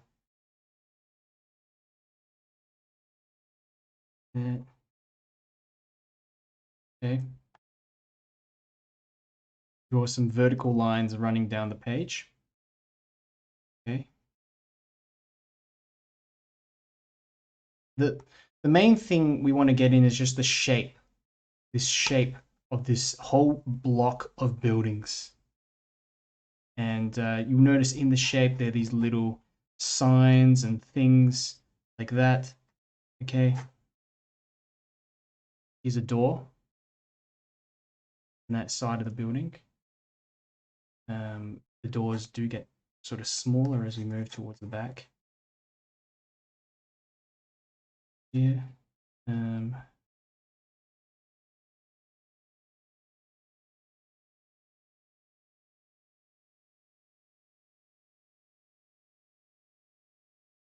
Smaller, and then we've got kind of signs on the buildings and things like that. We do have a few doors. At least these doors here, they're a bit more defined here. Okay. I think this is some kind of restaurant or something because there's a menu out the front here, a little billboard there. That. The main stuff you want to get in is just this, the front of the building, and then the, it's sort of how it goes up ahead. There's these little lanterns that already start, they're already around here, these red lanterns, and just draw them in with these oval-like shapes. That's all we need to do, oval shapes. I don't want you to sort of try to, draw everything in, but just ovals, that'll be enough. Okay. We'll look at what's going on around here. The buildings finish off. So if we look at where the buildings on the right hand finish off, roughly a third of the way into the page from that right hand side. So I'm going to mark it off around about here. Okay. If you got an eraser, you can sort of erase it. It's not a huge deal. Okay. There we go. That looks all right so far. And while I can, I'm going to start just drawing in some people.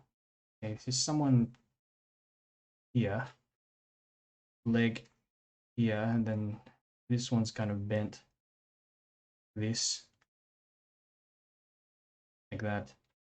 Okay, someone just walking into the scene, like that. Another person here, like that.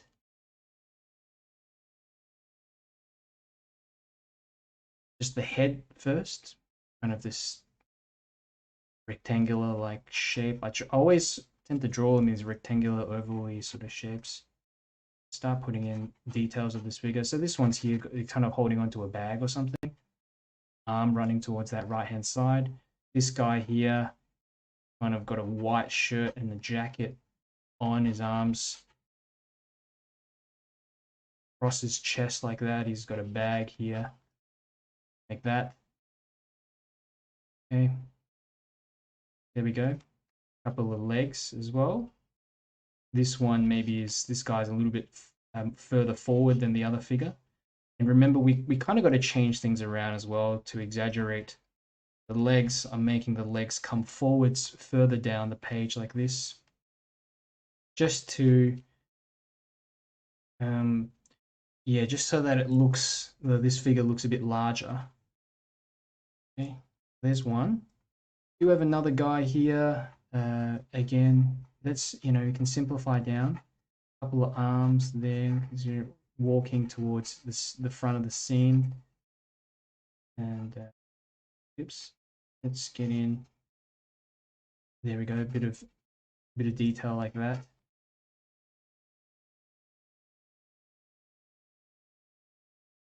Sometimes I do go a bit too loose. Okay. We can get another person maybe walking in this direction here. Yeah.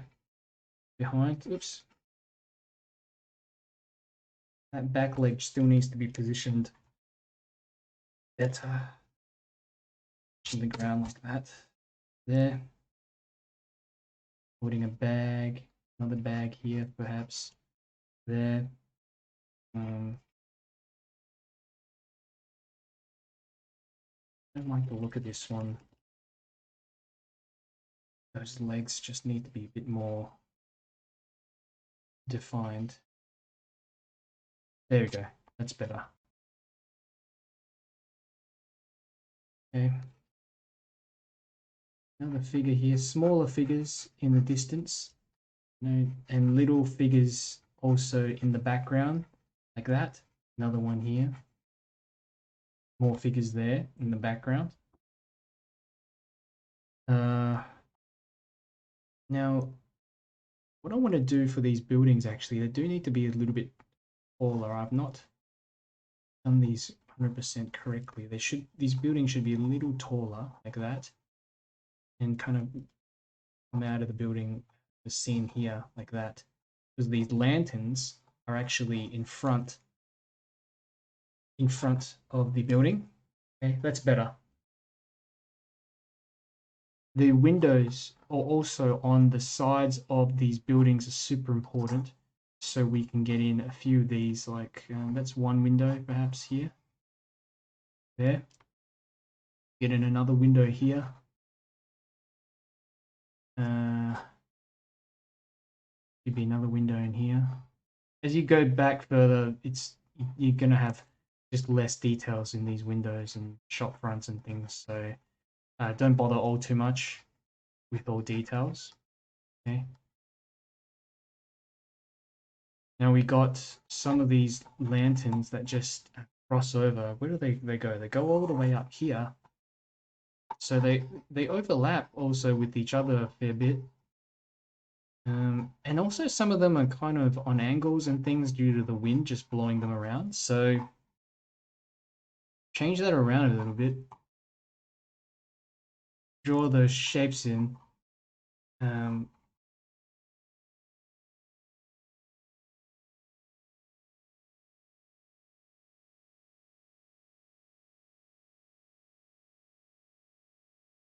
It's sort of hanging off the bottom of them. That as well. We can get in later.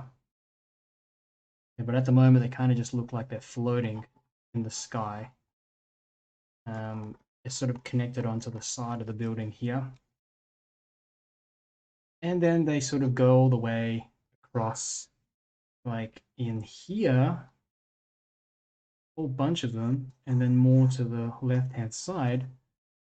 Main thing is just making them pretty small. So just, you know, I'm not going to draw them all in up at that point, but just a few of them.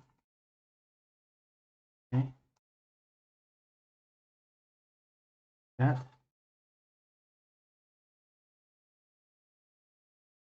Okay. More coming across like this. Just a rough indication of where you think they may be.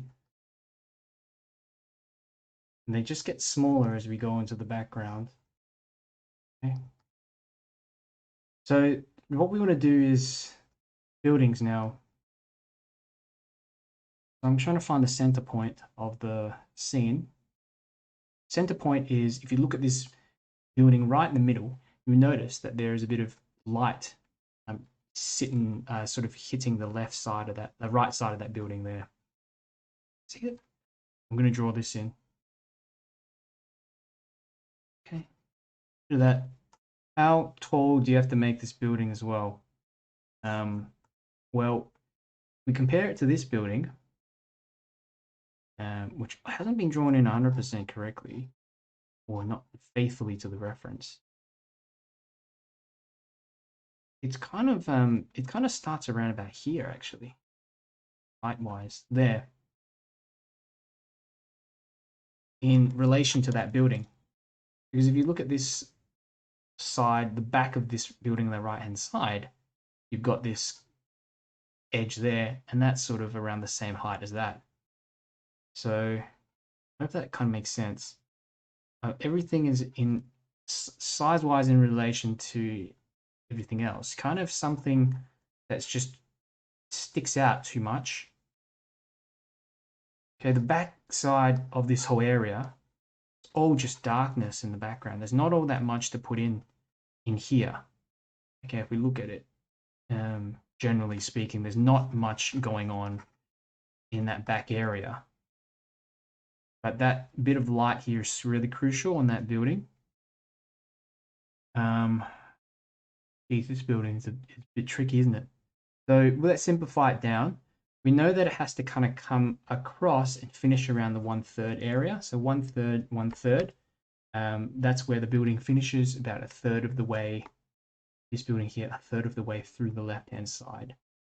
So a bit of this we got here. You zoom into this picture. What is going on here? Pretty tricky. What is this? Okay, look, to simplify, we just put in that side of the building like that. Okay. There are some little kind of chimneys and things like that here. Okay. That should do the trick. I'm not gonna sit here pulling my hair out over all the detailing on the roof. Okay. That is that building more or less done. There are some areas at the bottom, for example, these little shop fronts and things, which you can kind of indicate.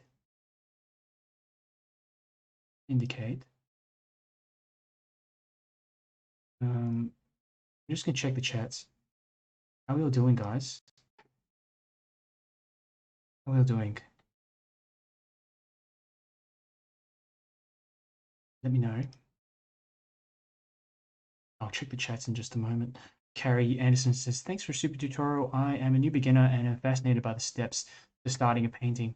Yeah, it all starts in your head. It all starts in your head before you even put the brush down on the paper. And if you plan out what you're going to do, you know, it's more likely you're going to end up with something that you want. So that building's done. That building's done. A lot of the stuff's just in the dark. Okay. So here I'm going to just put in another rooftop. Well, let's start. Yeah, let's start here first. So this one kind of goes further up like that. There, it's a trapezoid shape. This here, like that. Okay. This comes down, and there's actually more details on here. Actually, a window. A bunch of windows actually.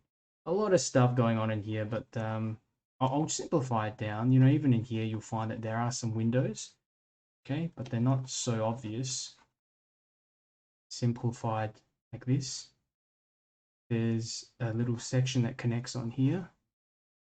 There.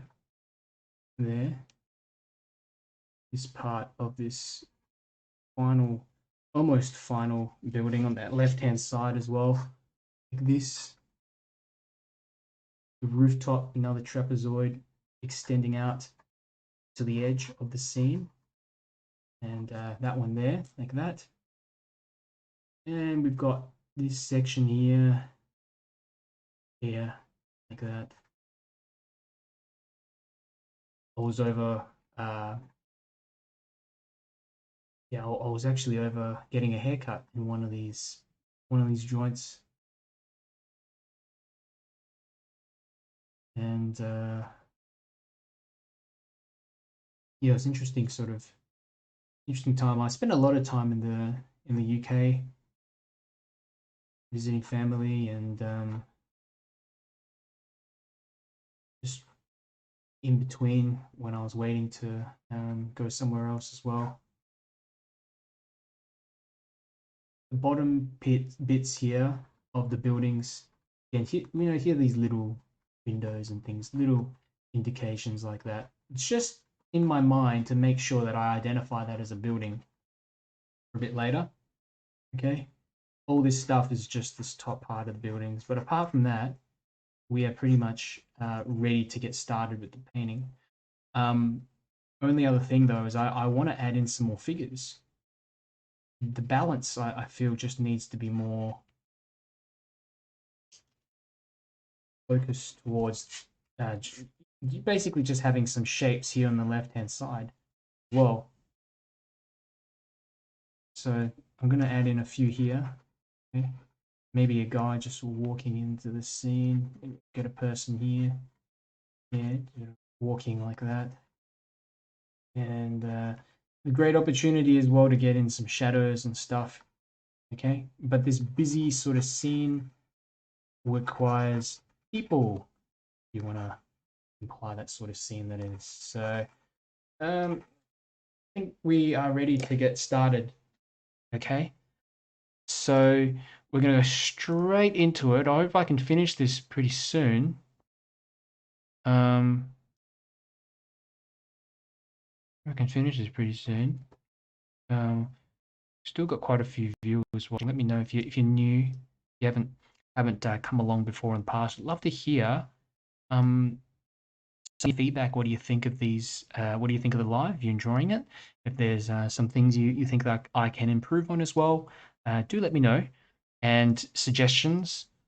Otherwise, I think it's good for me to. It's good advice. Good sort of feedback. I'd love feedback, whether it's constructive or positive. David says, cheerio, it's late for me. Need to go. 12:50 a.m. in Southern California. Would like to finish watching the Red Lanterns painting later if possible. Can I find it later? Yeah, it's available later, David. So just check back on Facebook or check back on YouTube. It will be recorded there, as long as the thing doesn't crash on me or something like that. I'm going to try to get this thing painted as fast as I can. Okay, so let's get cracking, everyone. Remember, just keep it loose. I know there's quite a lot of stuff in here, but the main thing is if you've got the buildings in and you've got some figures in here, the general shape of the buildings, the general shape of the lanterns, you are good to go. All right? Don't stress. Now, the lanterns I will need to get in first. Let's just pick up some orange and some red, and let's just drop them in. Okay? Firstly, we will just go. Look how loose I'm approaching this as well. Just a few brush strokes we can drop in. This is a bit of spiral orange. Okay? These big ones here are really fun to do, and they kind of stick out a bit more of the sky. So another thing that we have to keep in mind as well is that some of these lanterns, if you notice here, they're actually kind of darker here because they're in the shade, kind of cast a shadow.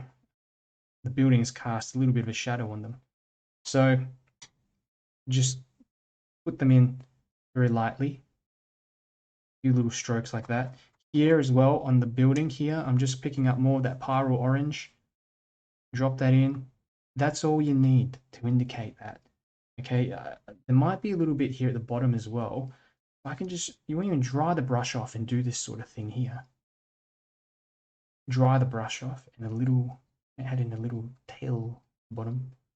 There you go. A little bit dangling off the ends. Okay, define these a bit more.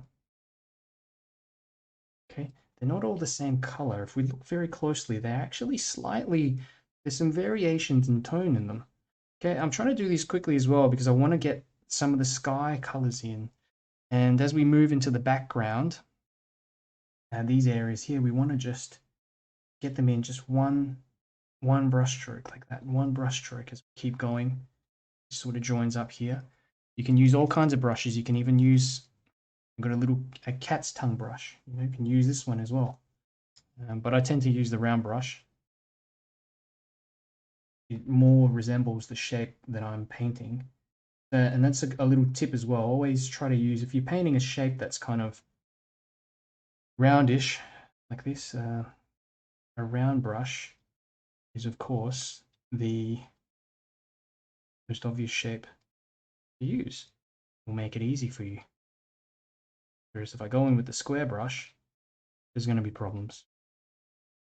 Well, you can still do it actually, but it'll just be a little bit harder. Make things easy for yourself. Okay. A lot of these shapes are going to be negatively painted. So all I'm doing is really putting in a bit of color in here to start off with, and then later I'm going to cut around them. Okay. And I'm going to go in and do the sky now. Having a look, actually, do I have enough of these lanterns? Are there enough in there? Maybe some more. It's more, just some more connector bits in here. Okay. Bit of the sky now. We're going to grab cerulean blue.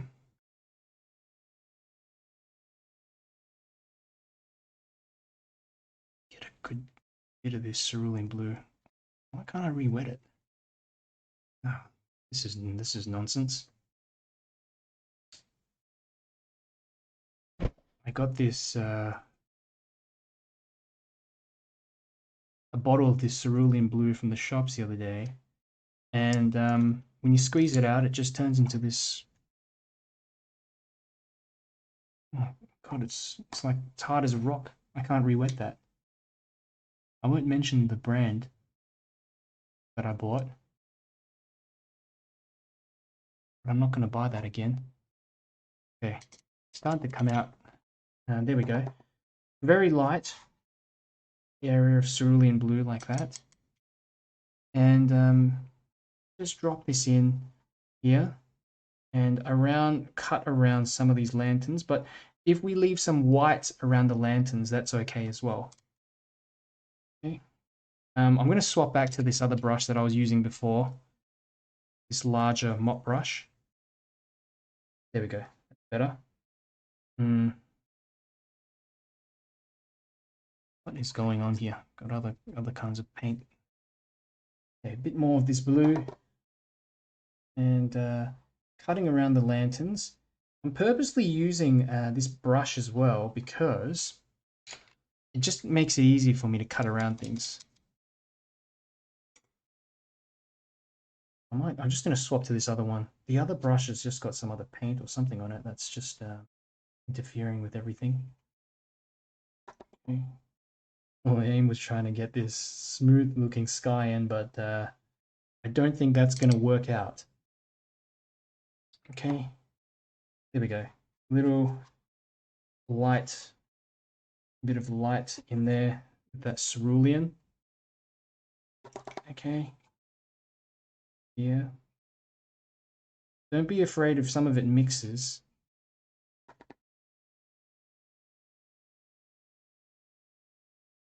Okay.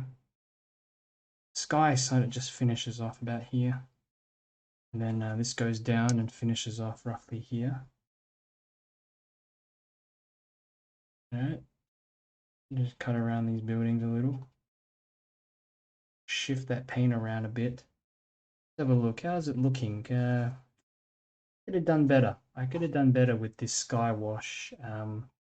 But look, I would just have to deal with it. Just have to deal with it. So we've got that in. Now we just want to start working on the buildings. So to get in some lighter sections of the buildings, the top of this building here, I'm going to use a bit of yellow ochre, a little yellow ochre on the tops of some of these buildings. So that one here, okay, there as well. Light sort of color, not too vibrant as well. There. Get the rooftops in. Oh, and here as well, this is important, this right-hand side of this building, notice there's actually warmth in there. So this warm color has to be on that side of that building to imply the light source. Okay.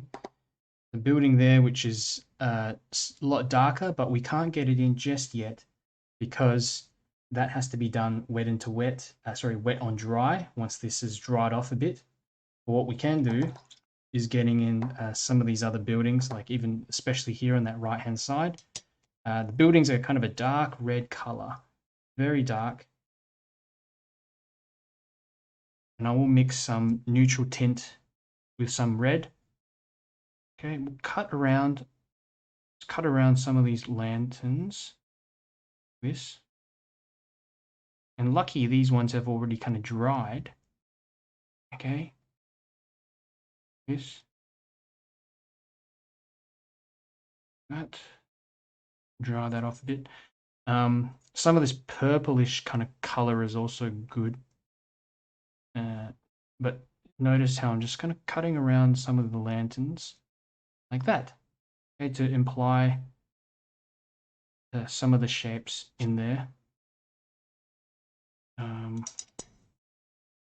Good. And it's kind of just reds and purples really in this area that I'm thinking of using. Okay. All down. More red.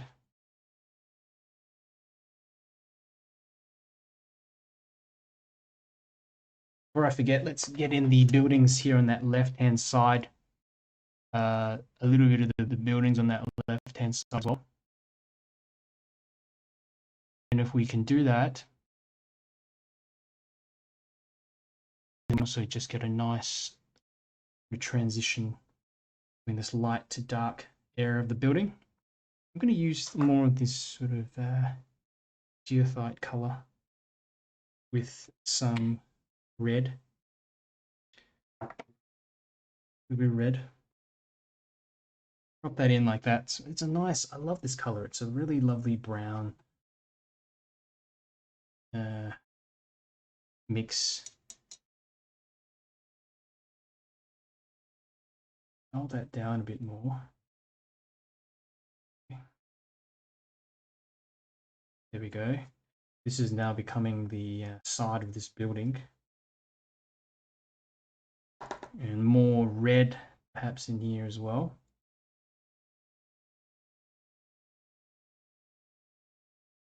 There's this predominant sort of red tone, hue that's just underneath everything. If you look very carefully, it's just all over the place. And this is where you want to focus on, again, just cutting around some of these lanterns like this. We can do it here. Well, I might actually leave that bit on the right hand side a little bit longer, but I'll go into here, for example, and there we go, just cutting around some of these lanterns like that. And that's why we did the red first, to allow us to wait for it to dry a little and to go back into it again. It's not dark enough, just add in some more neutral tint. Base. That.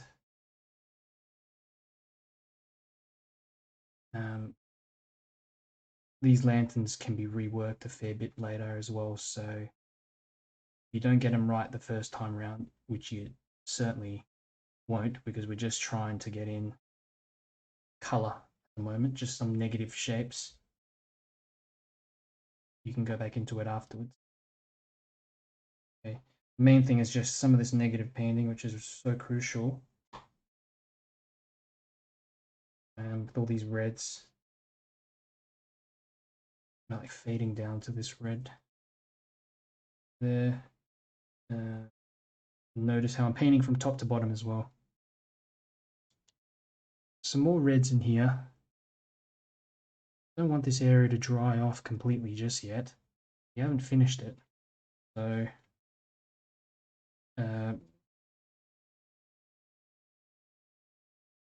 especially some of these bits in here, they need to be defined more. The only way to do that is, yeah, just using this cutting around technique that I'm doing here. Okay.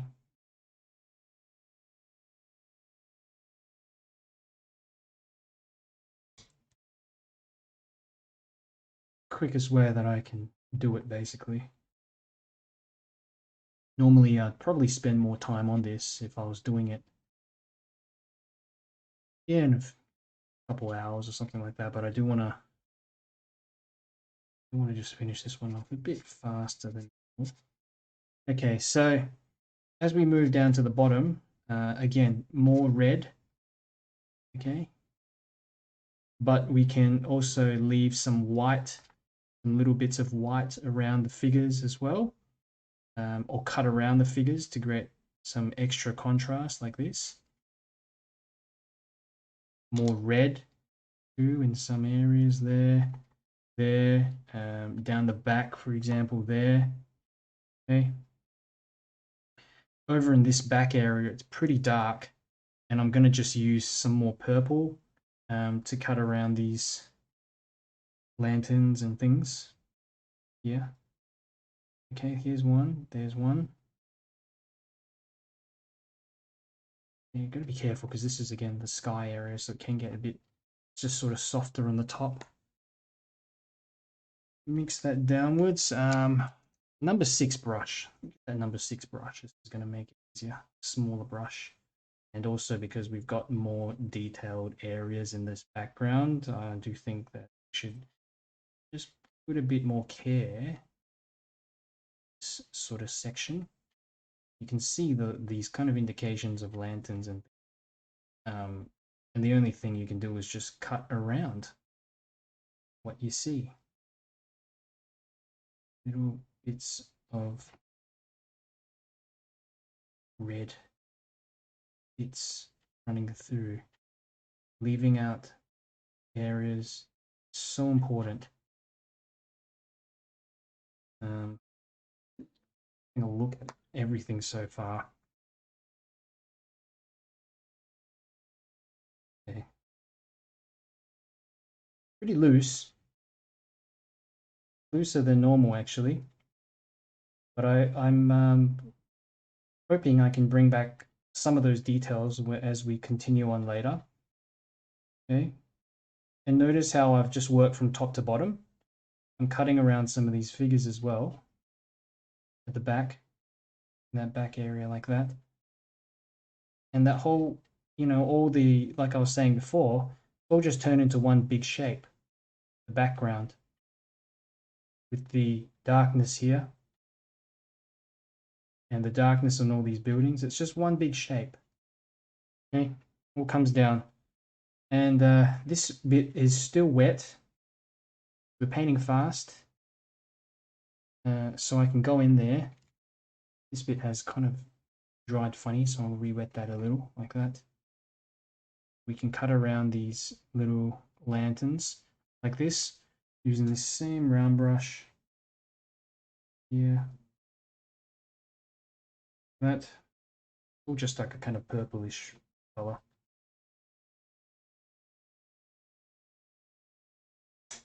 I got a new color the other day called amethyst, which is kind of a sparkly purple color. This is what it is. I don't know. I'm just thought I'd use a bit of it here.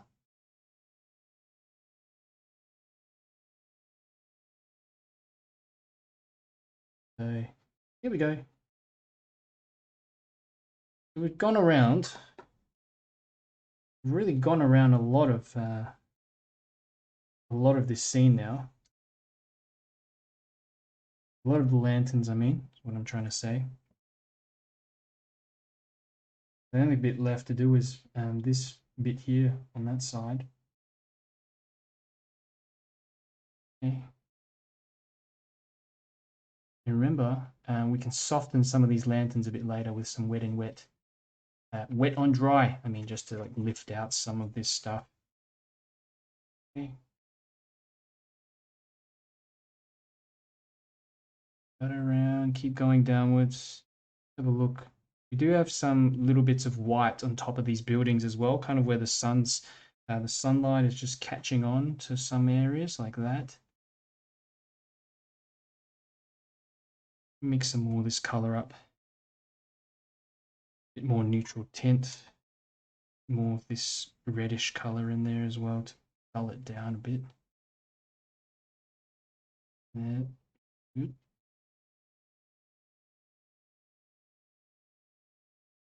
I'm almost going a bit too dark.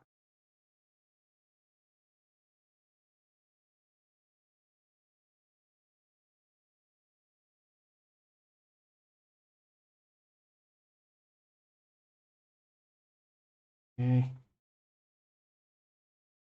And down there. There will be this little white edge there that I'll leave in here. Okay, a little bit of a white edge, perhaps here, like that. Just join on the rest of it, this part. You don't have to color everything. Just sort of drop in some more paint up the top here so that it doesn't all of a sudden just start getting dark, because I did go a bit darker further down. So a bit of softness dropped into the top there will help to kind of create this blended effect. It moves downwards. Here we got like a shop or something here at the base. Pretty dark, pretty dark. I'm almost using, at the moment, I'm just using neutral tint here. Okay, you can cut around some of these figures. That. Again, just trying to use a few little brush strokes, not too many. Just as few as you kind of need. Get to this area at the bottom. Okay. Oops. I would want to keep a bit more of that water. Doesn't matter. Pretty dark in this background section. Probably the darkest tone in this whole painting, apart from maybe here.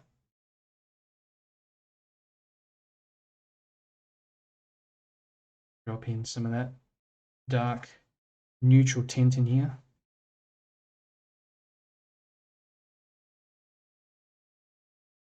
Do have a bit of this kind of rooftop as well, which where does it run? It sort of runs like this. Oops, this is too dry. Just a bit of water to soften down that area a bit more.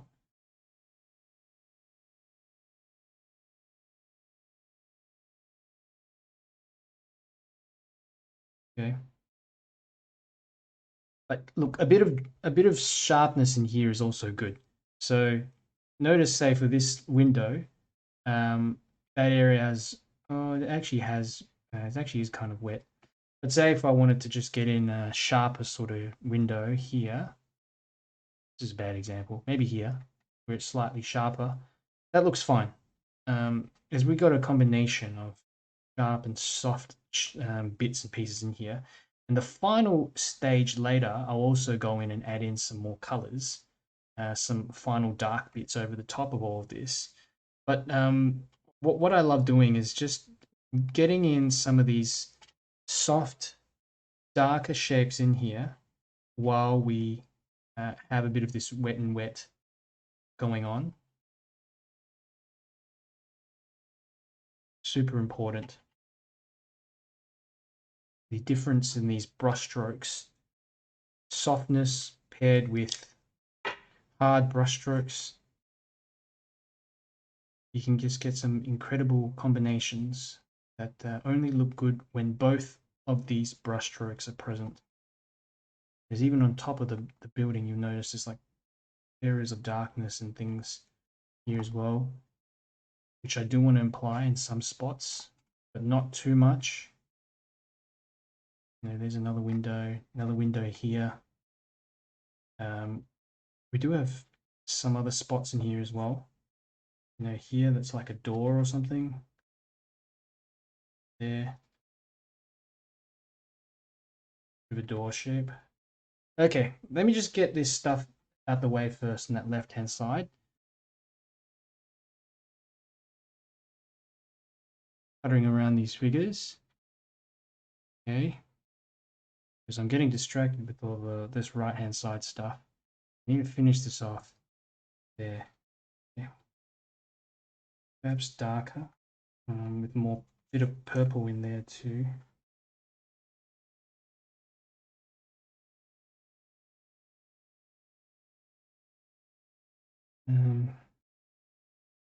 Soften some edges if they dry too harsh, like that.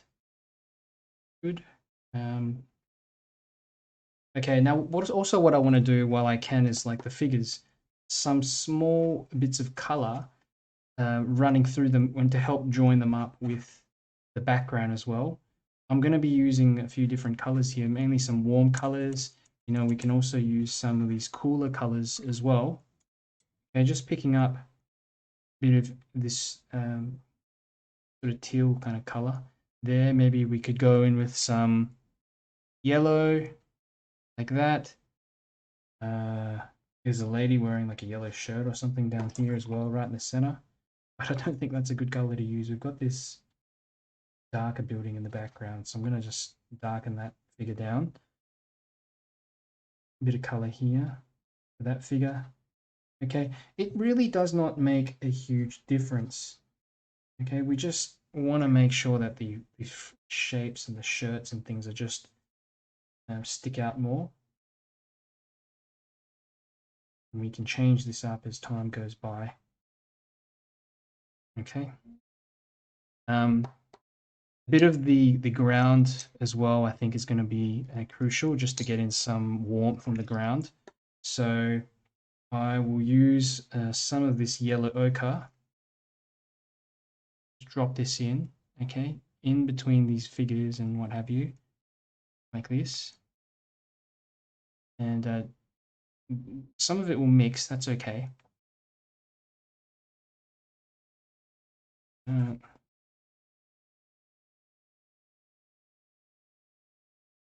Just a bit of yellow ochre.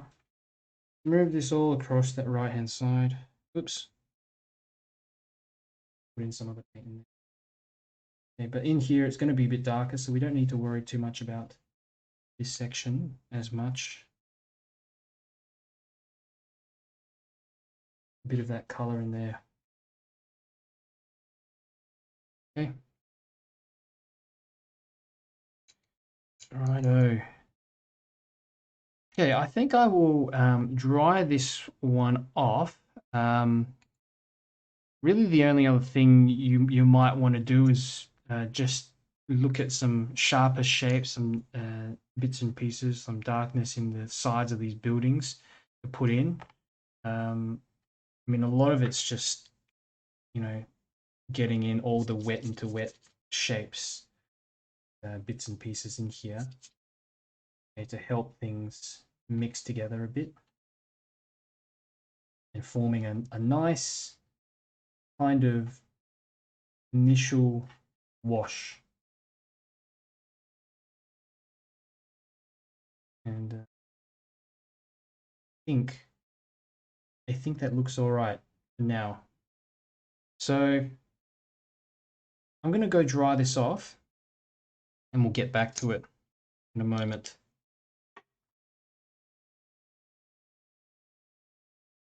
Just pause the audio.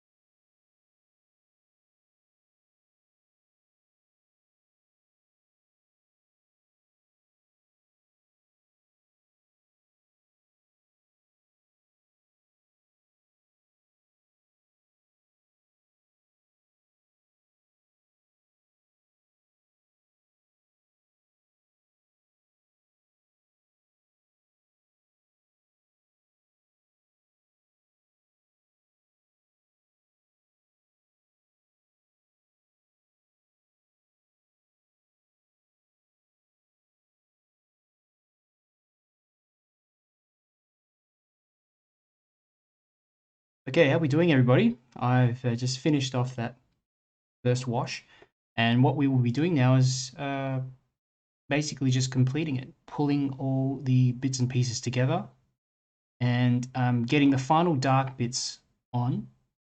One of the things I like to do with the lanterns as well, I don't know if I've got time to do too much of it today, but as I like to sort of lift off maybe a bit of color some areas. So if I go, for example, a little bit of water here, a little water on some of the edges like that, lift off, that we can get some soft edges on some of these lanterns. Like that one looks pretty good. Doesn't always work so well in all of them, but it creates a bit of softness, I suppose, is what you can say. Just a little slight softness and indication of maybe a bit of light on that right hand side of some of these lanterns. So it's a little trick that that I've been doing now for some time.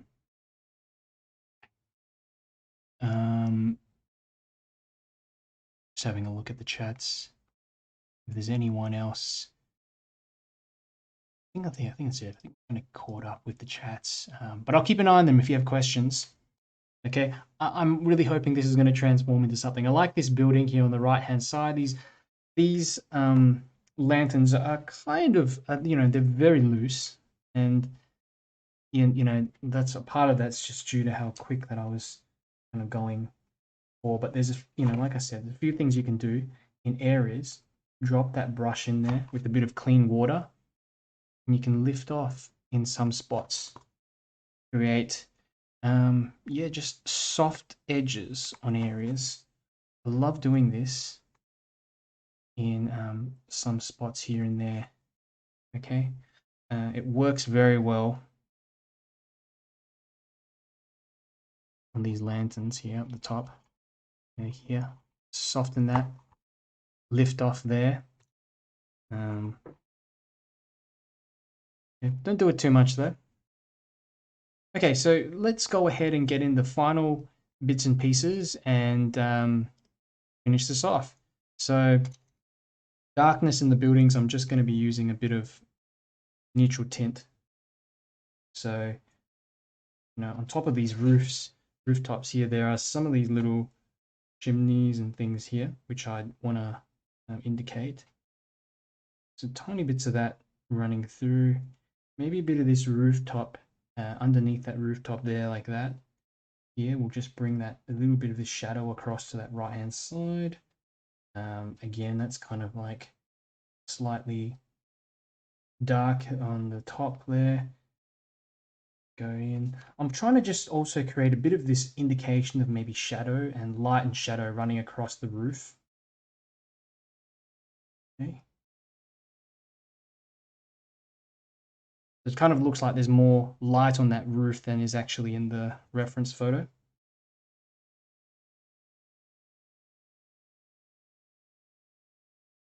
Okay, good. Little windows as well help. So this is just a bit of neutral tint. Dropping that in to indicate some little windows. There, here's a few, just running down the edge sides of those buildings. Some of them kind of go behind the lanterns as well, which is good. It helps to bring out the lanterns. So I'm going to just cut around them like that.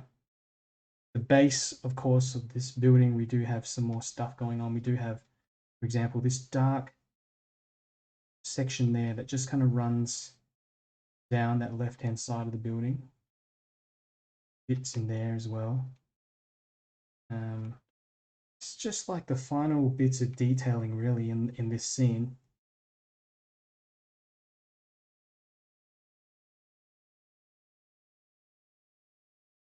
And the base of that building is good. I do think perhaps some little windows on this building would be nice too. In the back, it's kind of going through these lanterns as well. That, and maybe some in the background here or these distant, this distant building or whatever it is, indications of whatever it is at the back, but I don't want to overdo it because it is quite far back in the distance. You know, look, here's some windows. Okay, that's what I was saying before. Having some of these sharper shapes will now look good as they juxtapositioned with softer shapes as well. Okay, oops. These doors or whatever here.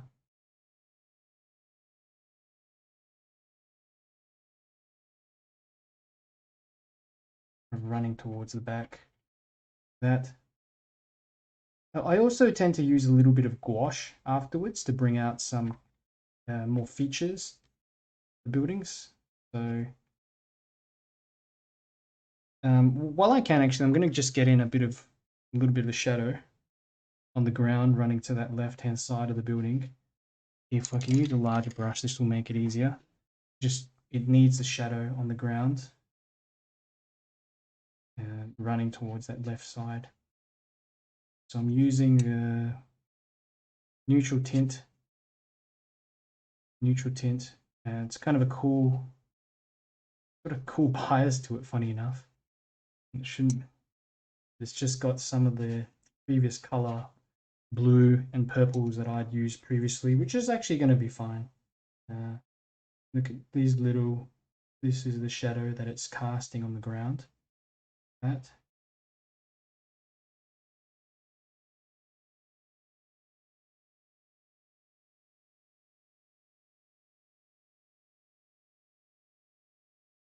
Darkness here, joined with that building on that right hand side to sort of encourage it to blend a bit as well, and put in some red just coming downwards into the ground. That. Okay. Going to continue on with these other buildings here on that left hand side. Some small windows and features on these buildings, just quick sporadic sort of movements, and you know, here I'm just going to indicate some shadow here behind that building. Okay, and maybe here and here as well.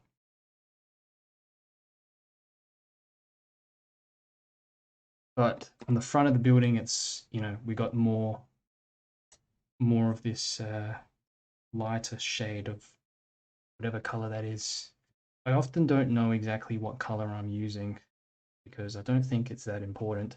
More just sort of whether it's warm or cool. I think that's tone is way more important.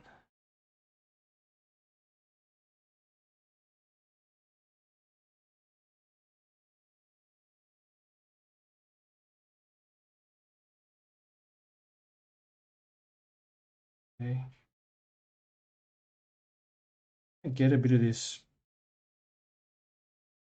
sort of roof there in. And also you'll notice that there is a kind of connector thingammo connecting the lanterns up on the top. It just runs on top of them. Oh no, something like this. I've overdone it. You've got a rigger, use the rigger. That will save you some trouble. Okay, that's kind of a bit too obvious, but that's okay. Again, these ones are slightly darker, being in the shadow and all of this building. So some of that would be nice, slight darkness in areas. But I do feel like these don't have enough vibrancy in them. Drop in some more red, some more orange in there. That's better. I want them to be dark, but also still have enough vibrancy in there.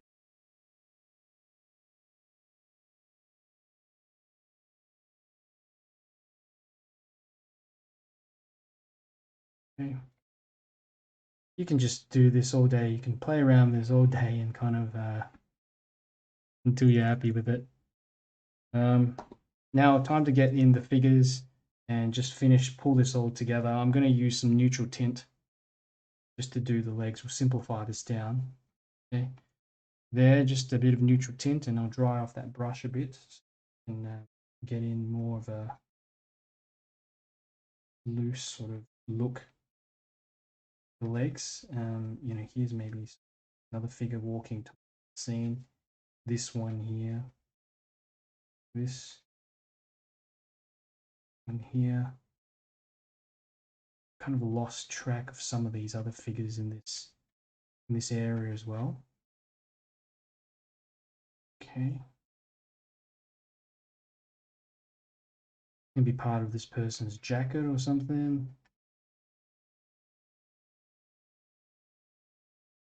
There.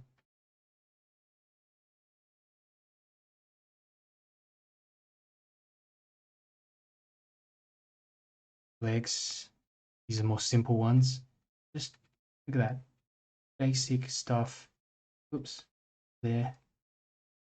And getting a shadow across the ground as well, like going towards that left-hand side. That.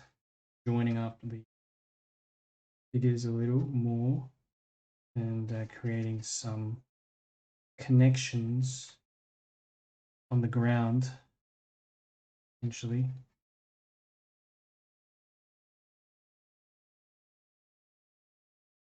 That light source, indicating that light source coming from that right-hand side, like that.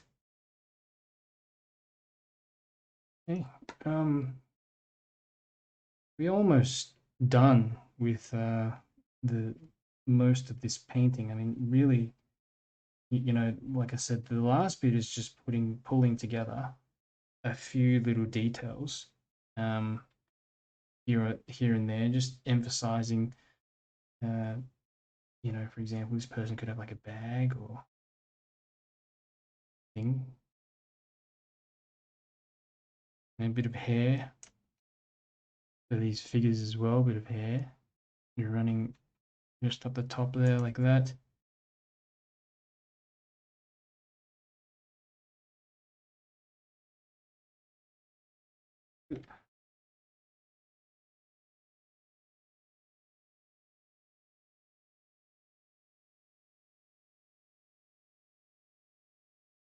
There.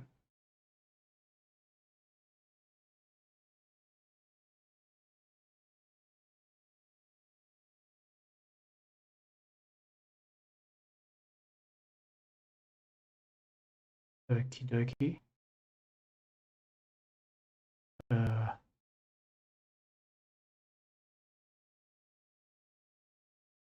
Cool.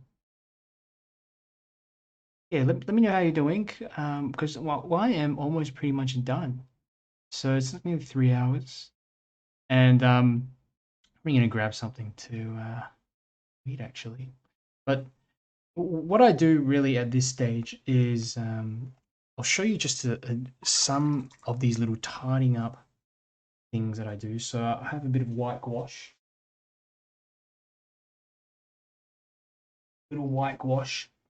and I just use this to define some of the figures more. So I might add, for example, a little bit in to the shoulders, something like that, of some of the figures like this.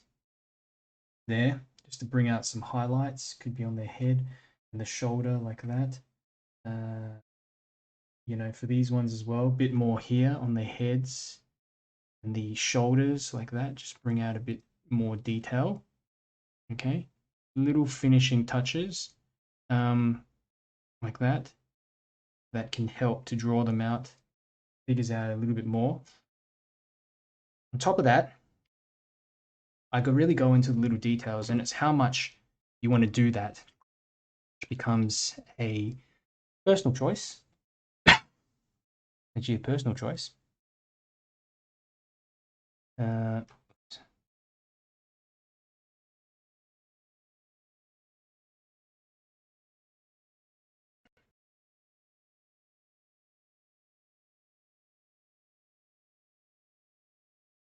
I'm trying to say. So have a look. For example, I want to mix a little bit of white gouache into some orange.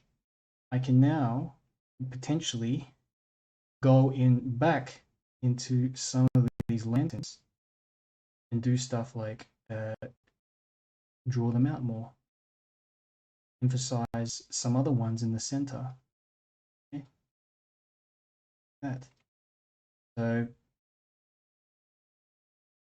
this is a really final finishing touches, but you have to get all the other stuff correct first. So in terms of the general colors that we've got in here, and the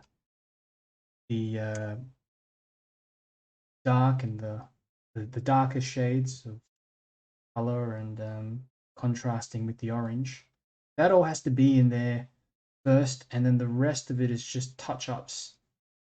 You don't want to be spending all your time in this stage trying to, I guess, fix things and create more work for yourself. This is just some little bits and pieces that will help you pull everything together.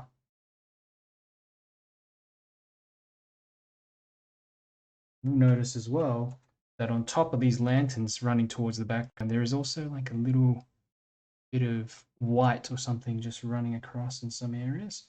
So I can do like that. That's broken edge line. That.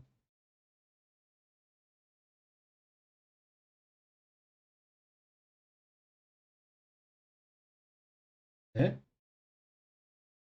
There's even little highlights on the windows and stuff like that. So there's some